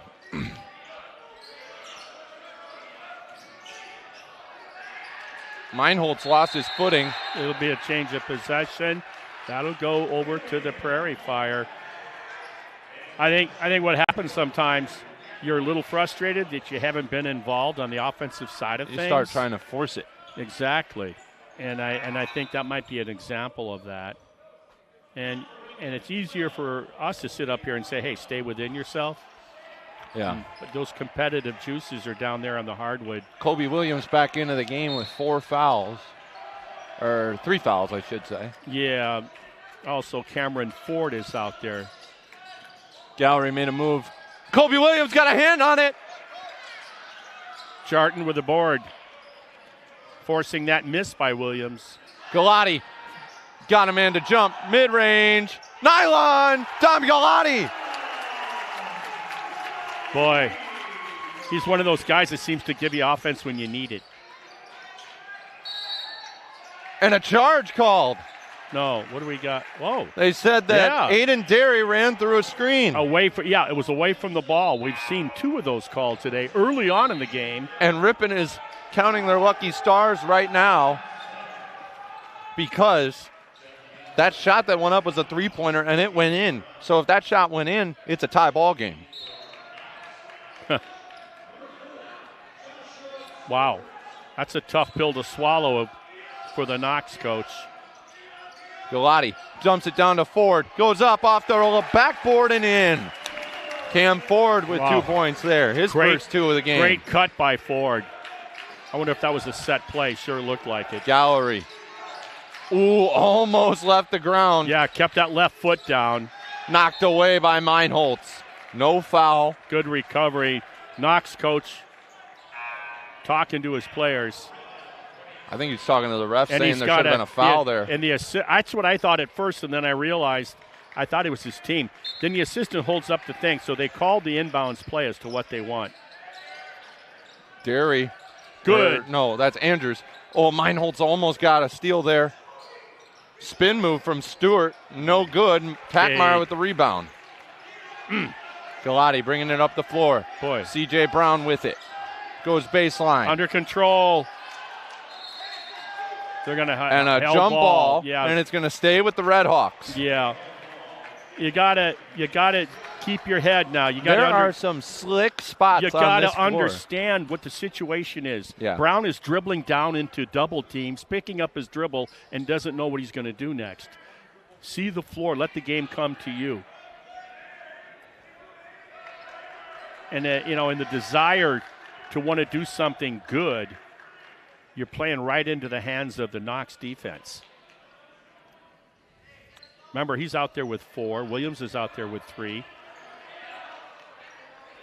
Meinholz has 3 for the Redhawks. Brown doesn't even have a point to go with his 4 fouls. So that might also be a source of frustration for him. Yeah. Galati looking, gets it down into Brown. Brown came away with it. Now it's Galati, and he calls a timeout. Dom Galati with a hustle play to keep the ball in the Redhawks' hands. Well, I'm glad you weren't calling that on radio in terms of who had what was going on in that 2.5 second time frame, because it touched about 7 different players. Started with C.J. Brown once again trying to dribble and then pass into a double-triple team. Went off. The reason why it wasn't called a kick because it went off the shin of an established foot of the defender. It wasn't moving. Then from there, it was bumper pool with that basketball and everybody going to the floor. So if you had any thoughts about how bad do these teams want this win, everybody was on the floor.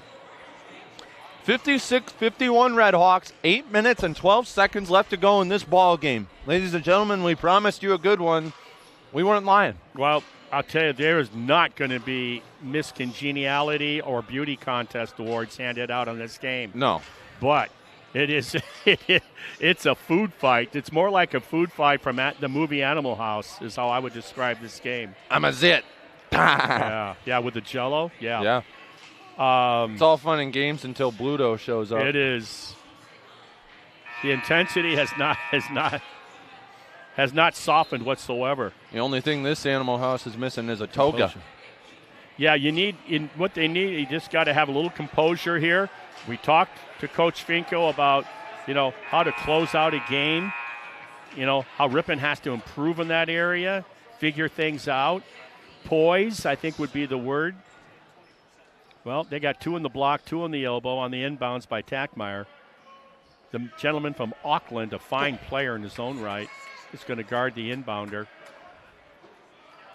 They're going to zone the basket. Smart move. Gets it into Meinholz. Goes up. Nylon. Luke Meinholz with the little righty jump hook. So strong, Luke. Aiden Derry guarded by Williams. Goes up. Oh, and a foul called on Meinholz, and he's in pain down on the floor. No. Did he come down on a foot? I think he got hit somewhere where the sun doesn't shine, to be completely honest with you. Yeah, okay. I hope. Yeah, it is. I just didn't want to Right in the family jewels. I just didn't want to see a lower foot, ankle, knee kind of thing. So a 7-point lead by Ripon, just under 8 minutes remaining. He's going to shoot. I don't think that went in, so he's got 2 free throws. Yeah. Gallery, he's going to make them both. See? I got to hex them. You got to hex them. Meinholz is going to take a breather as Jarton Davis checks back in for the Redhawks. Literally a breather. Deep breaths. Deep breaths, Luke. That's Meinholz's 4th foul as well. Yeah, And with 7:50 left to go, it's not the situation you want your star player to have 4 fouls in. No. I take that back. You don't want your star player with 4 fouls in any situation, to be completely honest. Galati with it, hands it off to Davis. Davis giving the offense some time to work. Who's going to be the hero? Galati mid-range, short. And now Gallery in transition. He's moving fast. Stop the ball. Stewart with it. Gives it to Derry. Good closeout on Andrews. Take away the 3. Gallery from the corner. No good. Offensive rebound. Gallery's going to get another shot. That one's no good. Another offensive rebound. Oh, my. And there's the difference. The Redhawks. Nice job. Now, the first one, long shots, you get long rebounds. That second one, though, you had to box out. 58-54 with 7 minutes left on the clock exactly now. Tackmeyer goes up and one. Cade Tackmeyer. 60-54 with the chance for one more. Does a great job of keeping his eyes on the rim. Once again, he's done that a few times getting through that contact. Both him and Meinholz, I think, do that as good as anybody on the team. When they dribble drive to the cylinder and they're getting fouled, they still have the wherefore-all to stay on course and finish the shot.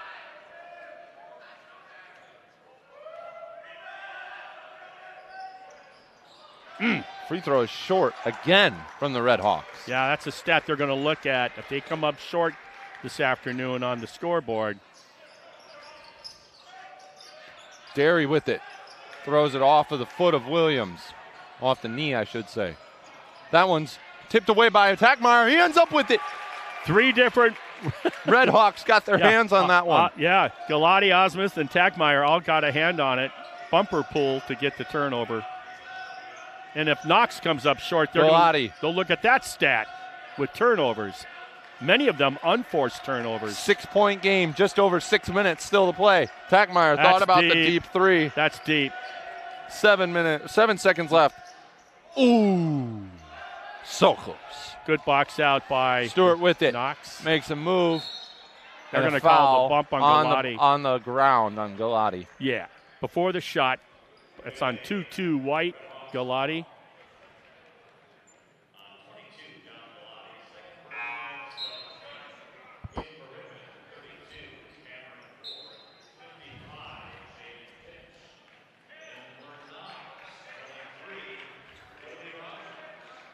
Darton and Williams take a breather. Fitch is out. Ford is back in for those two. Actually, I should say Michael Osman is out there. Can the 6'7" freshman, is he going to be one of the guys that maybe hits the big shot in a big moment? Could be. Who knows? There's a lot. The way this game is going, minutes. It could be anyone. Yeah, you're right. It seems like everyone's had their moment on the Redhawks this game. Free throw is long, and the rebound is grabbed by Cam Ford. Good job by fundamentals. The point guard comes to the big guy on the rebound to get the ball. He doesn't say throw it to me, and then it gets stolen. Tackmeyer with it. He's looking for someone. He picked up his dribble. Now it's Cam Ford. Fitch from downtown. Nylon! Jaden Fitch! Boy, I think everybody turns up the bench. Everybody on that team might start growing a stash for the Redhawks.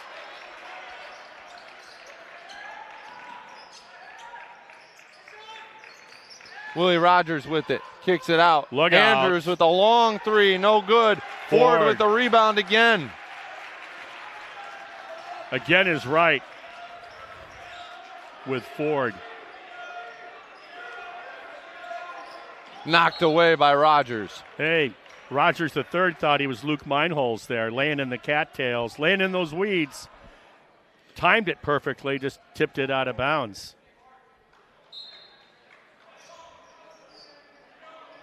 Tackmeyer inbounds it to Osman.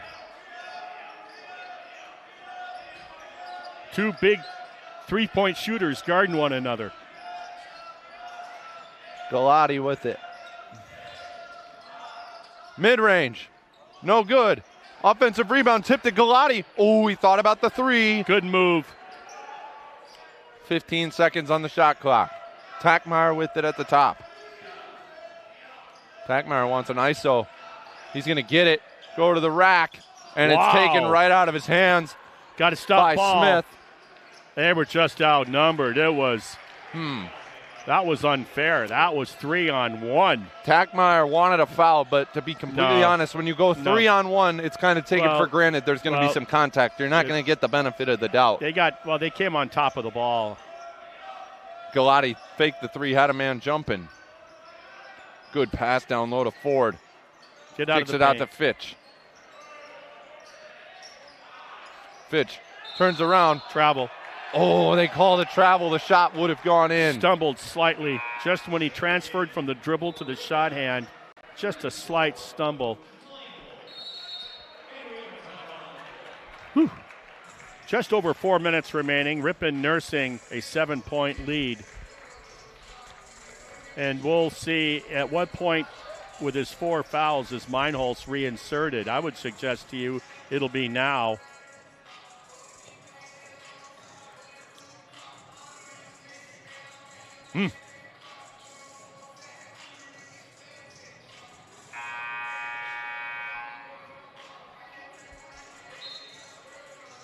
So, Ripon 0-1 conference. Knox 0-2 in conference. Both are playing to get their first win into that win column. Granted, it's early in the season. Knox doesn't want to take that long bus ride home with 0-3 in conference. And Ripon sure as heck does not want to drop a home conference game. Meinholz is back in. Asman will take a break on the bench. Fitch and Ford will be the bigs for Ripon, along with Galati and Tackmeyer, rounding out the 5 for Ripon. Willie Rogers with it, kicks it to Russell Wright. There you go. There's Meinholz with the steal, and he's knocked down by Wright. I hope he's okay. He's a tough kid. It's just that sometimes ankles just don't. Yeah, he's good. So Meinholz will go to the line to shoot. Going to the floor for hustle points. He took out the feet of Meinholz. This could give an 8-point lead here if he makes the first.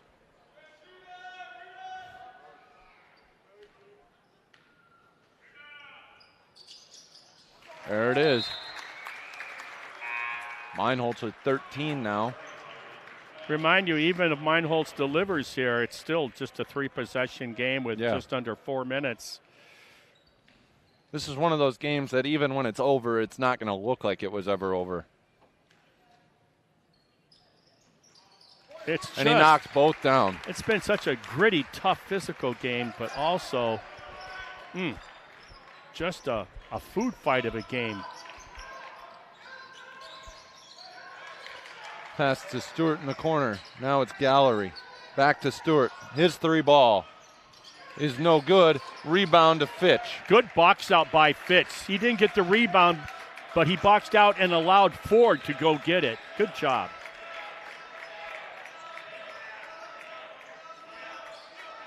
Don't hold the ball at your waist. Packmeyer with it. Now Galati. 8 seconds left on the shot clock. Here's Galati. Gives it back to Fitch. 3, 2, turnaround. Rims out. And now Stewart on a breakaway. What a block.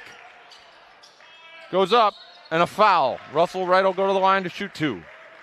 Good job of challenging Josh Stewart on that bust out, of making him miss that shot. And then Stewart, good job getting his own rebound and then finding the teammate. And so that's good for Knox because it stops the clock and gives him a chance to score. Down by 9, Knox is. Rims out the first one from Wright. That's a really nice, good foul. That's only his second foul, too, for Jaden Fitch for Ripon. So Ford, who did a nice job, takes his seat. That was what, Jarton Davis came in for him? Yeah.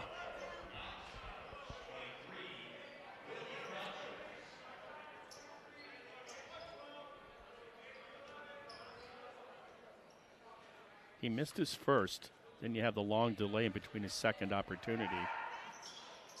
Misses again. Meinholz with the rebound.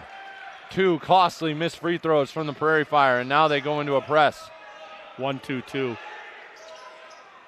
Jarton Davis with it now. Meinholz now. Good job of coming to the ball. No hand checking. They've been calling hand checks the whole game. Don't let him start doing it now. Tackmeyer, deep 3. No good. Jaden Fitch, offensive board, goes up with it, and it's smacked off the glass by Russell Wright. What a rejection by Wright. Stewart with it now. Goes to the corner, and he stepped out of bounds. Willie Rogers caught it with his foot out of bounds. Boy, I've never seen that call made so more and then in the last 3-4 years at all levels, even Division I. So many guys, in the spread offense, so close to that sideline. Their first step, they take a back step, and that's what cost them. Interesting, anyway. Gets it over the line to Davis. Press breaker. Ripon handles it easily. Down to 2 minutes just about here. Ripon, 9-point lead. Neither team scoring for a few minutes here. Galati with it. Hands it off to Davis. Meinholz. Tackmeyer. Nylon! Kate Tackmeyer. Is that the basket that's going to be the difference of the game? A 12-point lead now for the Redhawks after a Tackmeyer 3. Gallery to the lane. Misses, grabs his own board, and a foul called. Meinholz, great job of bothering that first shot on that little jump shot. Called that foul on Fitch for the Redhawks. I like the defensive effort I've seen here by both teams, quite frankly. But I think Ripon, the help defense is what stands out in my mind by Ripon.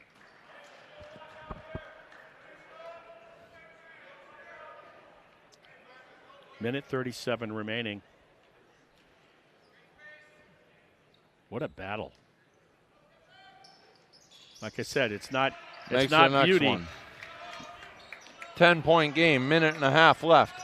Pass almost went out of bounds, but Galati corralled it. Yeah, he did. Galati doing a good job of being strong with the ball today and not turning it over, too. Look at that. Gets into the lane. Davis from the corner. Nylon! Jarton Davis again! Answering right back, and it's a 13-point game now. And if you're Knox, you got to get a shot off quick here. You can't be wasting clock. And Ripon's not going to let him get a quick shot off, are they? No, stolen away by Meinholz. One-on-one. Makes a move, and he's fouled by Gallery. Gallery's fourth. Meinholz goes to the line. These 2 free throws could really be the dagger here.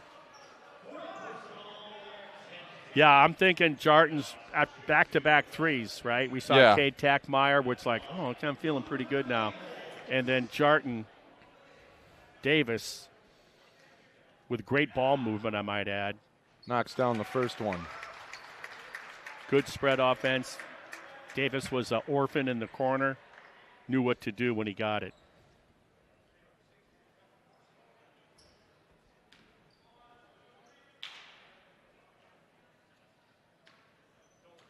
Meinholz leaves the second one short. Rebound grab by Stewart. Less than a minute. 14-point lead for the Redhawks. Wow. And up goes Wright with the lay-in. Boy, he took out Fitch on the pass. Meinholz has got to get it in. Caught by Tackmeyer. Very nearly stepped out, and there he goes. Meinholz is going to try and dribble out as much as he can, and he's going to get fouled by Willie Rogers. And that's probably his 5th, I'm guessing. 4th. Okay, for Rogers. All right. So he picked up 3, like boom, boom, boom, and then in the first half, and then only 1 here in the second up until right now. Let's see if he can figure out that last missed free throw and get this straightened out. Rolls it in off the iron. Kind of willed that one. Yeah, he did.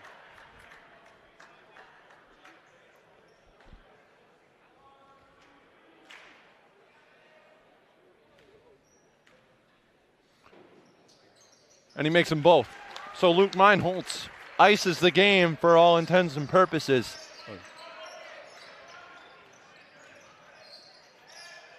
Good job. Andrews having to work for that shot. Boy, he's got a pretty shot. He's just a junior, I believe. Yep. Galati's got to get across half court. Pass is knocked away and thrown right back out of bounds. And the Redhawks are going to have it. Yeah. And you can appreciate on that turnover what he was thinking. 19 seconds left. The Redhawks with an 11-point lead. Looking to move to 1-1 in conference play here. Galati just trying to get it across half court, and for all intents and purposes, that's going to do it here at Weisky Gymnasium. The Red Hawk, ladies and men, complete the sweep of Knox College. Both leave with a better record than they came in with. Redhawks win 74-63. That's a team win. Yeah, Luke Meinholz with 17 points. Once again, the offensive leader for the Ripon Redhawks, and the steals on the defensive end to go along with it. Yeah, what did you say? He had 8 in the first half, 9 in the second. Yeah, very balanced offensive attack from Meinholz. Yeah, and congratulations to Coach Finko and his squad in a very helter-skelter sort of game. Yeah. So they're back in action. Conference play won't be till, I believe, the 4th of January. Beloit here. The women, of course, play at 1. The men at 3 or thereabouts. Shout out Brock Reisler, the Director of Athletic Communications for Ripon College, does a great job of sending us information days in advance so that it can help us sound like we know what we're talking about.